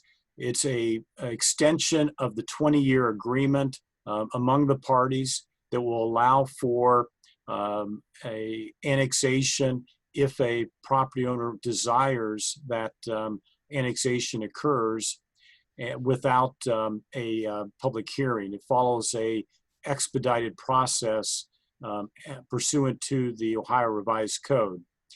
In return for this agreed procedure, there will be a revenue sharing of real estate taxes and hotel taxes for 15 years following the annexation of any properties that may occur during the 20-year time period, which means that the city will pay to the township involved in the annexation those taxes received by it during those 15 years. So that's, in short, the substance of the proposed agreements. One thing that I would like council to do is, if you're inclined, give me direction to prepare an ordinance to approve the cooperative development agreements, so that that ordinance can be introduced at your next regular council meeting, October 5th, with an emergency. And I would urge you then to also, since we've talked about it multiple times, to approve that that ordinance that evening, and that will allow for an uninterrupted time period for cooperative development agreements to be in place among the townships and the city. So I'd like to hear some comment and ultimately direction from council to have that legislation prepared for your next regular meeting. Councilman Schuff, do you want to make a motion? Yes, I will make the motion. And the motion is to have the law director draft an ordinance for the approval of the cooperative development agreement. Agreements, right? Agreement with an emergency clause in it. Yes. Is there anything else? No. Okay. Is there a second? Councilman Leopard. I'll second the motion, Mr. President. Okay, we're now under discussion. Is there any discussion? I was involved in the previous agreement, and I was also involved in a lot of discussions that led up to that agreement. And I can tell everyone that agreement was a huge factor in helping development move ahead especially in Tiffin. I mean, you can look out on the West End and see all the development that's taken place in the last 20 years. And I think it's a direct result of this agreement. The fact that we were able to get together with our neighbors and eliminate all the infighting that had taken place for a long, long time, long before any of us were here. So it's an important agreement. It's had very positive results, and it's an important economic development tool for our community to continue to move ahead and see the growth that we're witnessing. So any other comments? All right, we have a motion and a second. I'm going to ask the clerk to call the roll on the vote. Councilman Jones, Yes. Leopard, Yes. Perry, Yes. Schuff, Yes. Boyle, Yes. Gillig, Yes. Yes. Yanatuno. Yes. Okay, thank you. The motion passes 7-0. Thank you, Mr. President. That concludes my report. Thank you, Law Director. Councilman Gillig. Thank you, Mr. President. Law Director Howard, could you please remind me, and for any viewers that might have missed Committee of the Whole, when our next Charter Review Commission meeting is? Yes, their meetings are scheduled typically on a monthly basis right now, and they are the second Tuesday of the month. So that means that the next meeting is scheduled for October 13th at 6:00 p.m. And again, it's a Zoom meeting. And we'll make sure that there is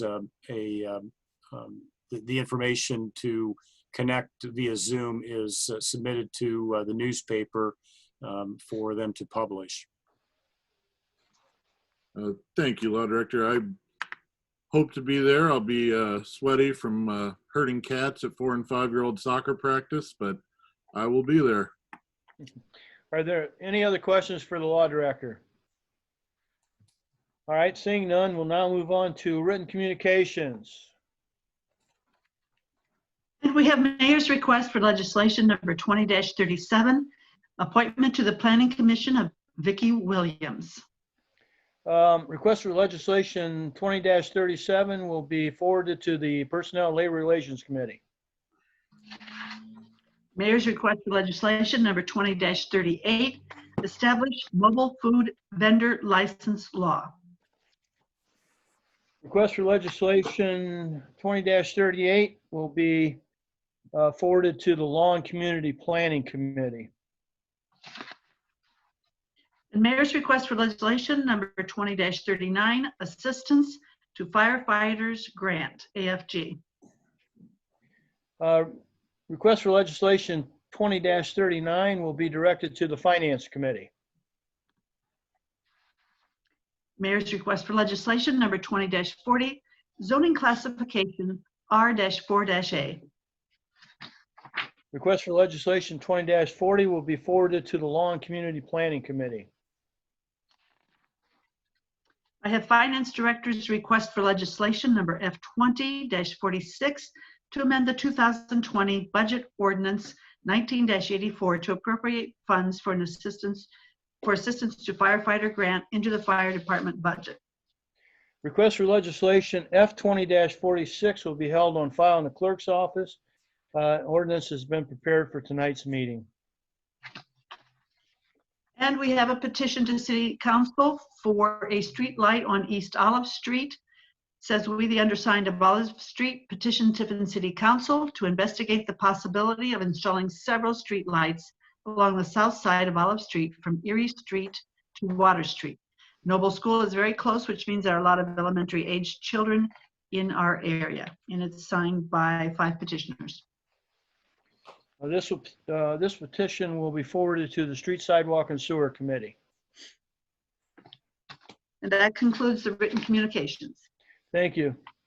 We're now under oral communications. Anybody from the attending public that wishes to address council, please raise your hand so that we can recognize you, and address your comments to the President of City Council, please. Great. And Rich, if I could, I'll just let everyone know, public, there is a button if you're watching this on your screen that says raise hand. We can't see you at home, so you don't just raise your hand. There's actually a button on the screen that says raise hand. So we have 2 hands up, Mr. President. You have Nick Dutro and Audrey Flood. Who would you like first? Nick, we'll have Nick Dutro. Okay. Go ahead, please. We will bring Nick Dutro in. 1 second. He should be coming in any second. You've got a 3rd hand also, so it looks like you got a few comments tonight. So looks like Mr. Dutro is on, but he's muted. You're muted, Nick. Thank you. Apologize for that. There is a David Belpedio who may have raised his hand. Aaron, if you could also include him, I would appreciate that. If Mr. President will allow me to do so. Yes, go ahead. Okay, so, okay, he should be coming in. And Thank who you is so this? much. All right. Well, thank you. Thank you, Mayor Mons. Thank you, President Fote, and members of council for having me this evening. As you're well aware, during the last meeting, I had spoke about Durrell's plans for the expansion of the Tiffin and Merriwood facility, and I very much appreciate the council is going to be voting on the matter this evening. I wanted to get on the call tonight and introduce to you David Belpedio with the firm Marks Nelson, who is the consultant for the Durrell project. And he wanted to make some comments about the legislation that's before you. So David, if you'd like, you can speak with the permission of President Fote. Yes, go ahead. You're muted, David.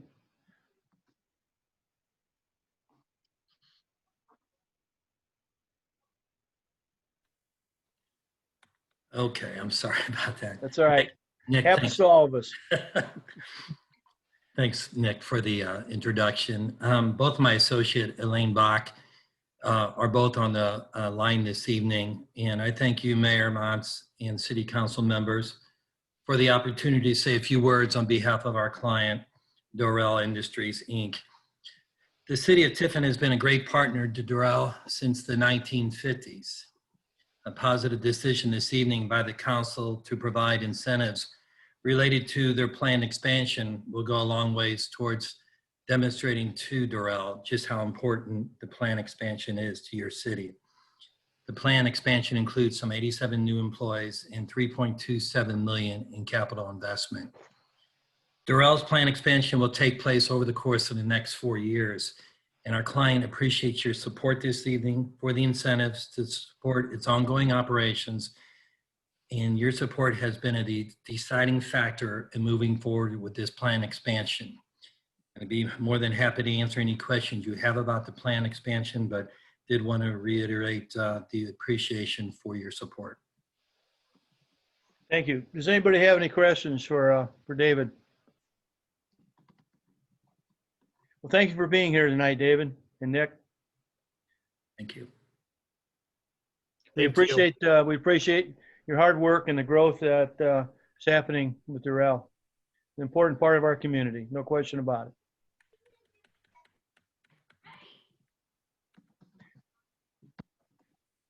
Now, do you have any other comments, Nick?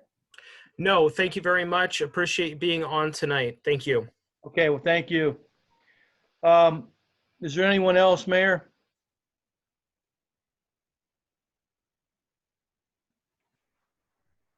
Audrey. You said Audrey Flood? Yeah, I'm sorry. I keep muting myself in case things beep on the computer or anything at me. Yes, Audrey Flood. She is on her way in. Okay.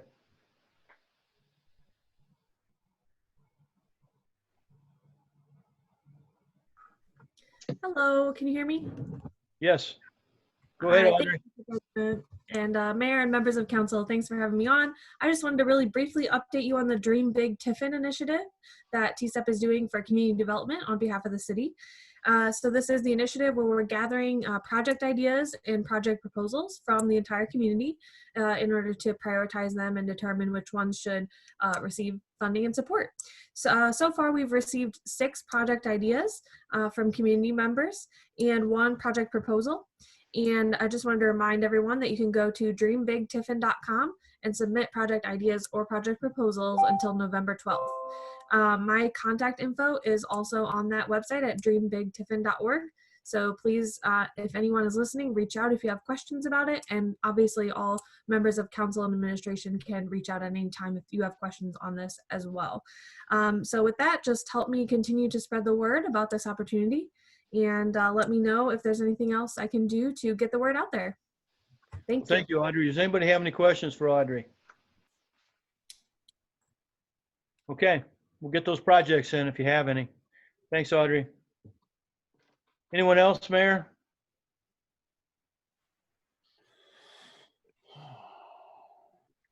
Okay. Nope, no, you're good. All right, that's the end of oral communications. We'll move on to resolutions. Okay, resolution number 20-29, introduced by Ty Schuff. Resolution accepting, approving, and endorsing the Seneca County Multi-Jurisdictional Comprehensive Plan. This is the third reading of Resolution 20-29. Councilman Schuff. Yes, Mr. President, I'd like to ask for council passage of Resolution 20-29, please. We have a motion for passage of Resolution 20-29. Is there a second? Councilman Perry. I'll second, Mr. President. We have a motion and a second. Is there any discussion? Mayor Mons. Yeah, I'll keep it brief. I just want to thank all the members of the public. I know we had hundreds of folks who submitted surveys and came to public meetings. I also want to thank members of City Council, as well as county government, the Parks District, and the City of Fostoria for coming together on this plan that, to our understanding, is one of the first in the state that literally involved almost every public entity from the city to the county to Fostoria to the Parks District to create one common comprehensive plan. It really puts all of the local leaders on the same page and will really benefit folks for the next 15 to 20 years here in Tiffin and Seneca County. So thank you to all of you and everyone else out there who participated and assisted us with this very long but thorough project. Thank you. Any other comments? Okay, seeing none, would the clerk please call the roll, please, on the passage? Councilman Jones, Yes. Leopard, Yes. Perry, Yes. Schuff, Yes. Boyle, Yes. Gillig, Yes. Yanatuno. Yes. Resolution 20-29 passes with a vote of 7-0. Resolution number 20-31, introduced by Ben Gillig. Resolution accepting the amounts and rates as determined by the Budget Commission and authorizing the necessary tax levies and certifying them to the county auditor and declaring an emergency. This is the second reading of Resolution 20-31. Councilman Gillig. Thank you, Mr. President. I apologize. I was just double checking with the law director. I would like to ask for suspension of council's three reading rule and immediate passage of resolution 20-31. We have a motion to suspend and pass Resolution 20-31. Is there a second? Councilwoman Yanatuno. I'll second, Mr. President. Thank you. We have a motion and a second. Is there any discussion? Councilman Jones. Thank you, Mr. President. Resolution 20-31, I was looking at Schedule A, and should I be concerned about 2.9 and 0.6 Q53? Is that something I should be aware of, or is that formality before I vote on this? It's on the Schedule A again, at the bottom, 2.9 and 0.6 Q53 only. I'd like to know what that is even about before I.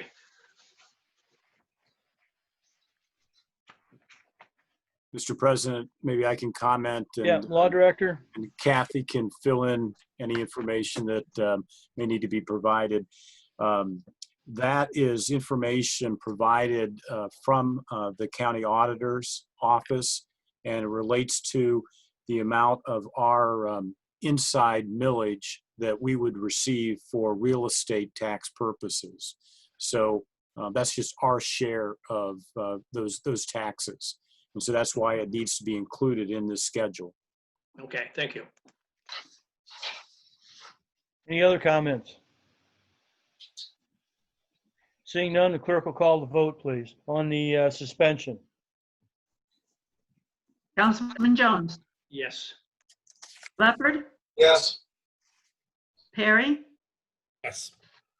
Schuff, Yes. Boyle, Yes. Gillig, Yes. Yanatuno. Yes. The suspension passes with a vote of 7-0. We'll now vote on the emergency. Councilman Jones, Yes. Leopard, Yes. Perry, Yes. Shuff, Yes. Boyle, Yes. Gillig, Yes. Yanatuno. Yes. The emergency passes with a vote of 7-0. We'll now vote on the passage. Councilman Jones, Yes. Leopard, Yes. Perry, Yes. Shuff, Yes. Boyle, Yes. Gillig, Yes. Yanatuno. Yes. Ordinance 20-94 passes with a vote of 7-0. Mr. President, that was resolution number 20-31. We're going to ordinance 20-94. Yeah. Thank you. Resolution 20-31 passes with a vote of 7-0. Okay. Next, we have ordinance number 20-94, introduced by Tyler Shuff. Ordinance approving the municipal jobs creation tax credit application of Durrell Home Furnishings Incorporated and declaring an emergency. This is the first reading of ordinance 20-94. Councilman Schaaf. Yes, Council President, I'd like to ask for council suspension of the 3 reading rule and passage of ordinance 20-94, please. Thank you. We have a motion to suspend and pass ordinance 20-94. Is there a second? Councilman Leopard. I'd like to second the motion, Mr. President. Thank you. We have a motion and a second. Is there any discussion? Councilman Schaaf. Yeah, I'd just like to say, I really like this piece of legislation here. 87 new full-time jobs potentially here. Major investment in the community. Glad that they're investing here in Tiffin and Seneca County. I like hearing these kinds of stories of people that started out working in their garage and look where they're at today. But between us and the other community that they're at down south, I'm glad they chose Tiffin, and let's help them out. Thank you. Any other comments? All right, seeing none, the clerk will call the vote, please, on the suspension. Councilman Jones, Yes. Leopard, Yes. Perry, Yes. Shuff, Yes. Boyle, Yes. Gillig, Yes. Yanatuno. Yes. The suspension passes with a vote of 7-0. We'll now vote on the emergency. Councilman Jones, Yes. Leopard, Yes.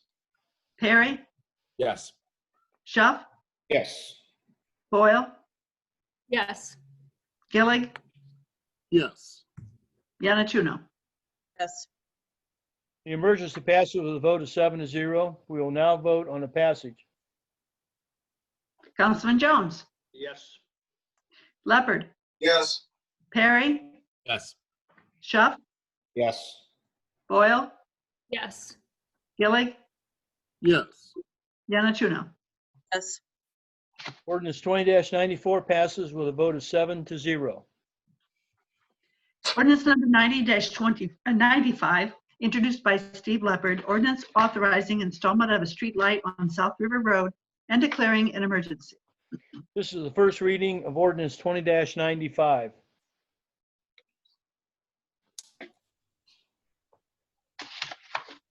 Ordinance number 20-96, introduced by Don Yanatuno, ordinance amending chapter 163 and section 931.16C of Tiffin Codified Ordinances to update the city's laws related to the commission that assists the city and community regarding tree planting and beautification.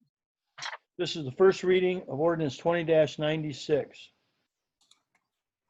Ordinance number 20-97, introduced by Ben Gillig, ordinance amending the 2020 budget ordinance 19-84 to appropriate $41,134.50 for an assistance to firefighters grant into the fire department budget. This is the first reading of ordinance 20-97. Councilman Gillig. Thank you, Mr. President. I would like to request council's suspension of our 3 reading rule and immediate passage of ordinance 20-97. We have a motion to suspend the 3 reading rule and the immediate passage of ordinance 20-97. Is there a second? Councilwoman Boyle. Yes. I'll second that, Mr. President. Thank you. We have a motion and a second. Is there any discussion?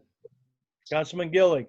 Thank you, Mr. President. If I may, kudos to Fire Chief Velatine for again securing grant dollars for the city. This generous grant from Assistance to Firefighters is $43,191.23 that we can put towards hydraulic rescue tools. And there is a deadline that we are fast approaching, so we have requested the suspension as well. Thank you. Any other comments or questions? Councilman Schuff. Just wanted to thank Chief Velatine. Seems like every year we're constantly hearing about grants that he has secured or got for the city. He's saved us a lot of money, keeps our equipment in tip-top shape. Just very happy we have him as a fire chief, and he does a great job. Yes, he does. Thank you. Councilman Jones. Thank you, Mr. President. I may be splitting hairs, but I just understood Councilman Gillig to say $43,000. I'm looking at $41,134. Which of those two numbers is correct on ordinance 20-97? Your number's correct, Mr. Jones. Okay, thank you. That's all. I just want, for transparency's sake, if nothing else. Oh, I caught that as soon as I said it. But no, just to clarify, no, I think maybe Ben was right in that the overall cost for the equipment is the $43,000 figure. That includes the 5%, the local match that's already in the budget. What you're doing is you're appropriating the 95% of the funds which we will be receiving by grant. And so that's what this ordinance does. Make sure that you have all of the money necessary in the budget. Okay, that clears it up. Thank you. You're welcome. Thank you. Are there any other comments? Seeing none, the clerk will call the vote on the suspension. Councilman Jones. Yes. Leopard. Yes. Perry. Yes. Schuff. Yes. Boyle. Yes. Gillig. Yes. Yanatuno. Yes. The suspension passes with a vote of 7-0. We'll now vote on the passage. Councilman Jones. Yes. Leopard. Yes. Perry. Yes. Schuff. Yes. Boyle. Yes. Gillig. Yes. Yanatuno. Yes. Ordinance 20-97 passes with a vote of 7-0. Ordinance number 20-98, introduced by Dawn Yanatuno. Ordinance amending sections 935.03 and 935.99 of Tiffin codified ordinances, prohibiting camping in city parks and establishing penalties. This is the first reading of ordinance 20-98. That concludes the ordinances, Mr. President. Thank you. That is the end of our agenda. Is there anything for the good of the order? Councilman Leopard. Thank you, Mr. President. I have two items. The first, 4 minutes ago, I received a press release from TSEP about Doral Home. So it's out there already. Second item of business is I'd like to schedule a street sidewalk and sewer committee meeting. It's Friday at 4 o'clock. Work for those? No? Okay. How about next Monday, the 28th of September? 4 Is this gonna o'clock? be an on-site one? Yes. I'm having surgery Friday, and so I'm kind of like, we couldn't by any chance do it Wednesday or Thursday, could we? Yeah, how about Thursday, 4 o'clock?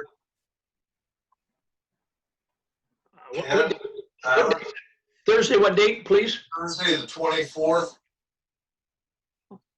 Well, that's right around the corner. Thursday, 24th. My sister and I are going to Kendallville on Tuesday or Thursday. We'll have to do it Tuesday. Yes, 24th. Good. 24th works? Yep. That good for you, Tyler? I'll make it work. I'll be there. Okay.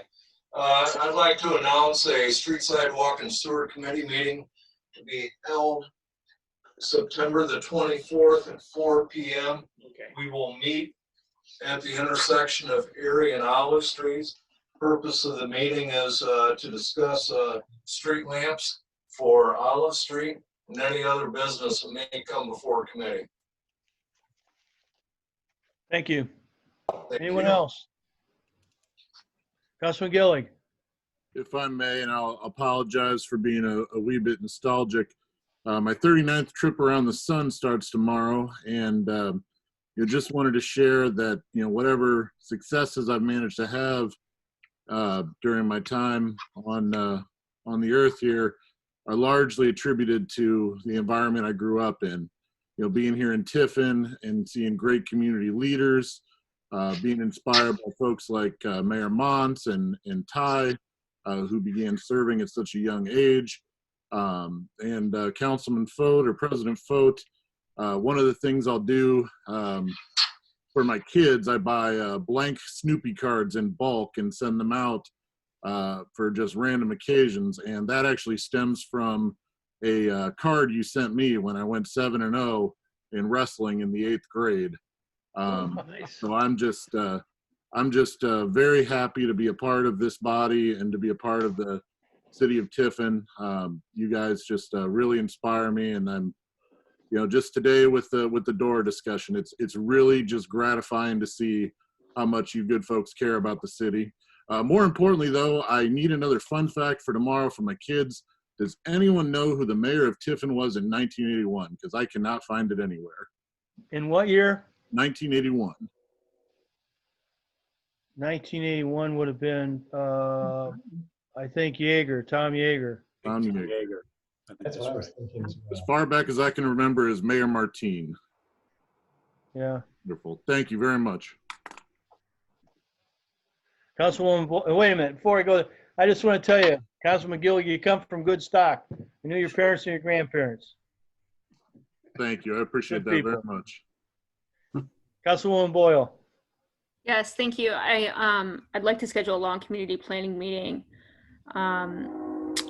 I was also actually going to suggest Thursday at 4 p.m. this Thursday, but via Zoom. Danny, I can never remember your schedule, so let's hear the big no. I'll be working. Usually Tuesday, Wednesday I'm off, or can do after I get home, which would be like 7.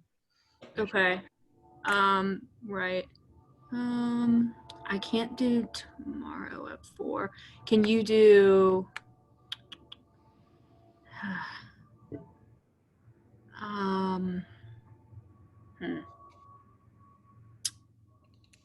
and Monday's bad for you as well? I work till 6, so if it Right. do that. Can we do, gosh, I'm sorry. Schedule.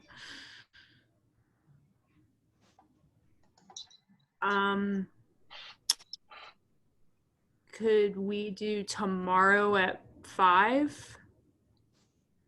Steve, does that work for you? You need 24 hours notice, though, Bridget, for a great. public meeting, so it can't be tomorrow at 5. Great. Okay. Okay. Can we do Tuesday the 29th at 5? Steve and Danny. I'm good.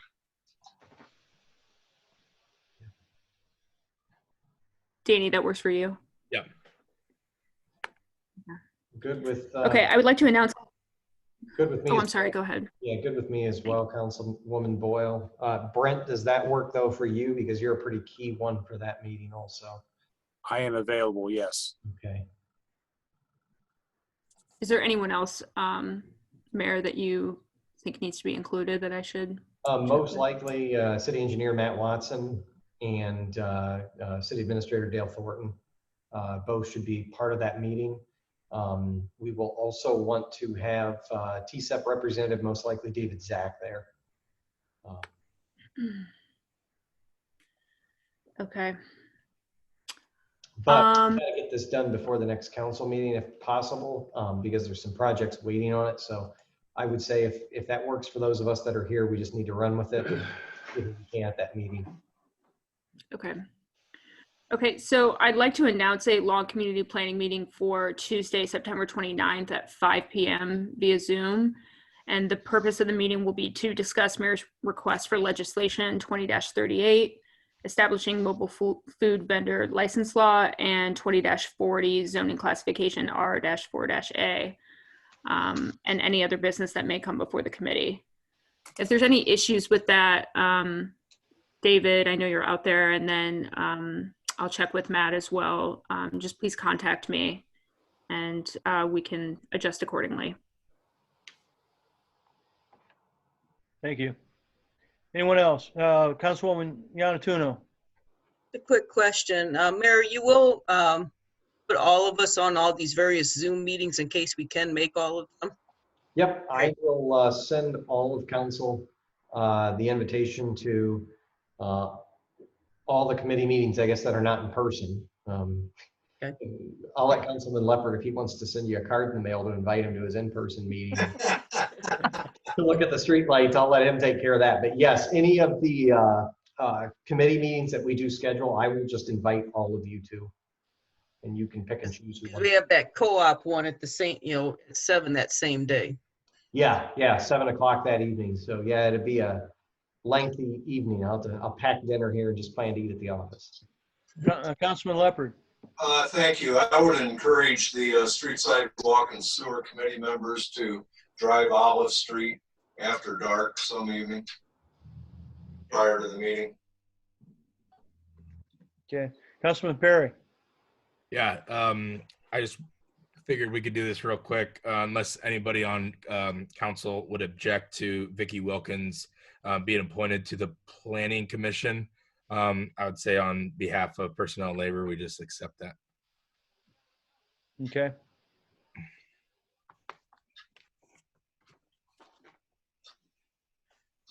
Councilman Schaaf.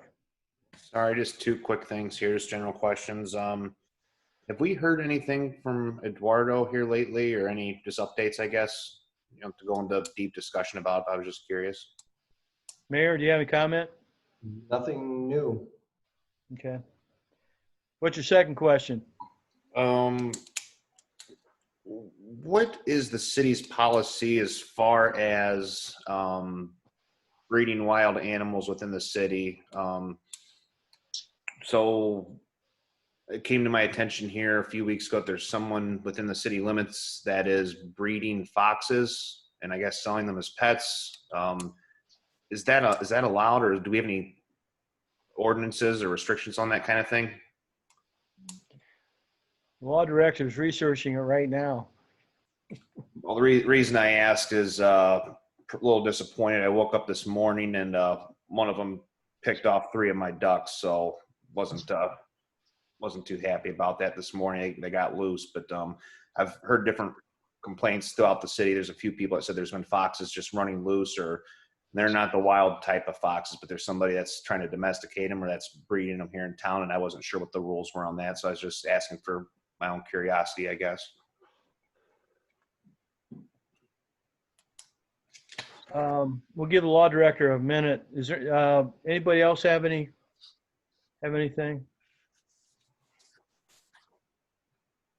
Councilman Leopard. Thank you. We've had a fox problem here on Clinton Avenue for the past month, and one of the complainants informed me that he contacted ODNR and asked about trapping, and he was told if you trap a fox, it has to be euthanized. You cannot relocate them. And apparently a lot of it has to do with diseases that they can carry. So if you trap a fox, according to what I was told, they need to be euthanized. I wasn't sure if they're allowed in the city limits or if they're allowed to be domesticated. But I've also heard a complaint from somebody that works over there at the north end at the Dollar General. Somebody walked in the store with one on a leash. So I mean, that's what it's got. They're awful tame out here. One person has them playing on his deck every morning, and they're And they've also been observed curled up, sunning themselves along Riverside Drive. Jeez. Do you have an answer yet, Brent? Yeah, a couple things. Generally, in the city, there is not. You can have any type of animal as long as it's not a nuisance to the neighbors in terms of smell, noise, that kind of thing. We don't have a particular ordinance that prohibits that. Now, animal husbandry is a zoning violation in I believe most zoning classifications. But I'm not sure if that's really what's going on. We'd have to look at factually what these people are doing in terms of owning animals on their property. So Tyler, if you want to, you can we can talk later about the details of what you know in your situation and decide if there are any code violations. Thank you. I'm not looking to get anybody in trouble or anything. I was just a little upset this morning when I woke up and went out to the yard to feed and water. So, Is there anything else? All right. Seeing none, I'll call our meeting adjourned. And God bless you all. Ann, God bless you, and you be careful. I will. Thank you, Mr. President. Good night, everybody. Good night. Good night.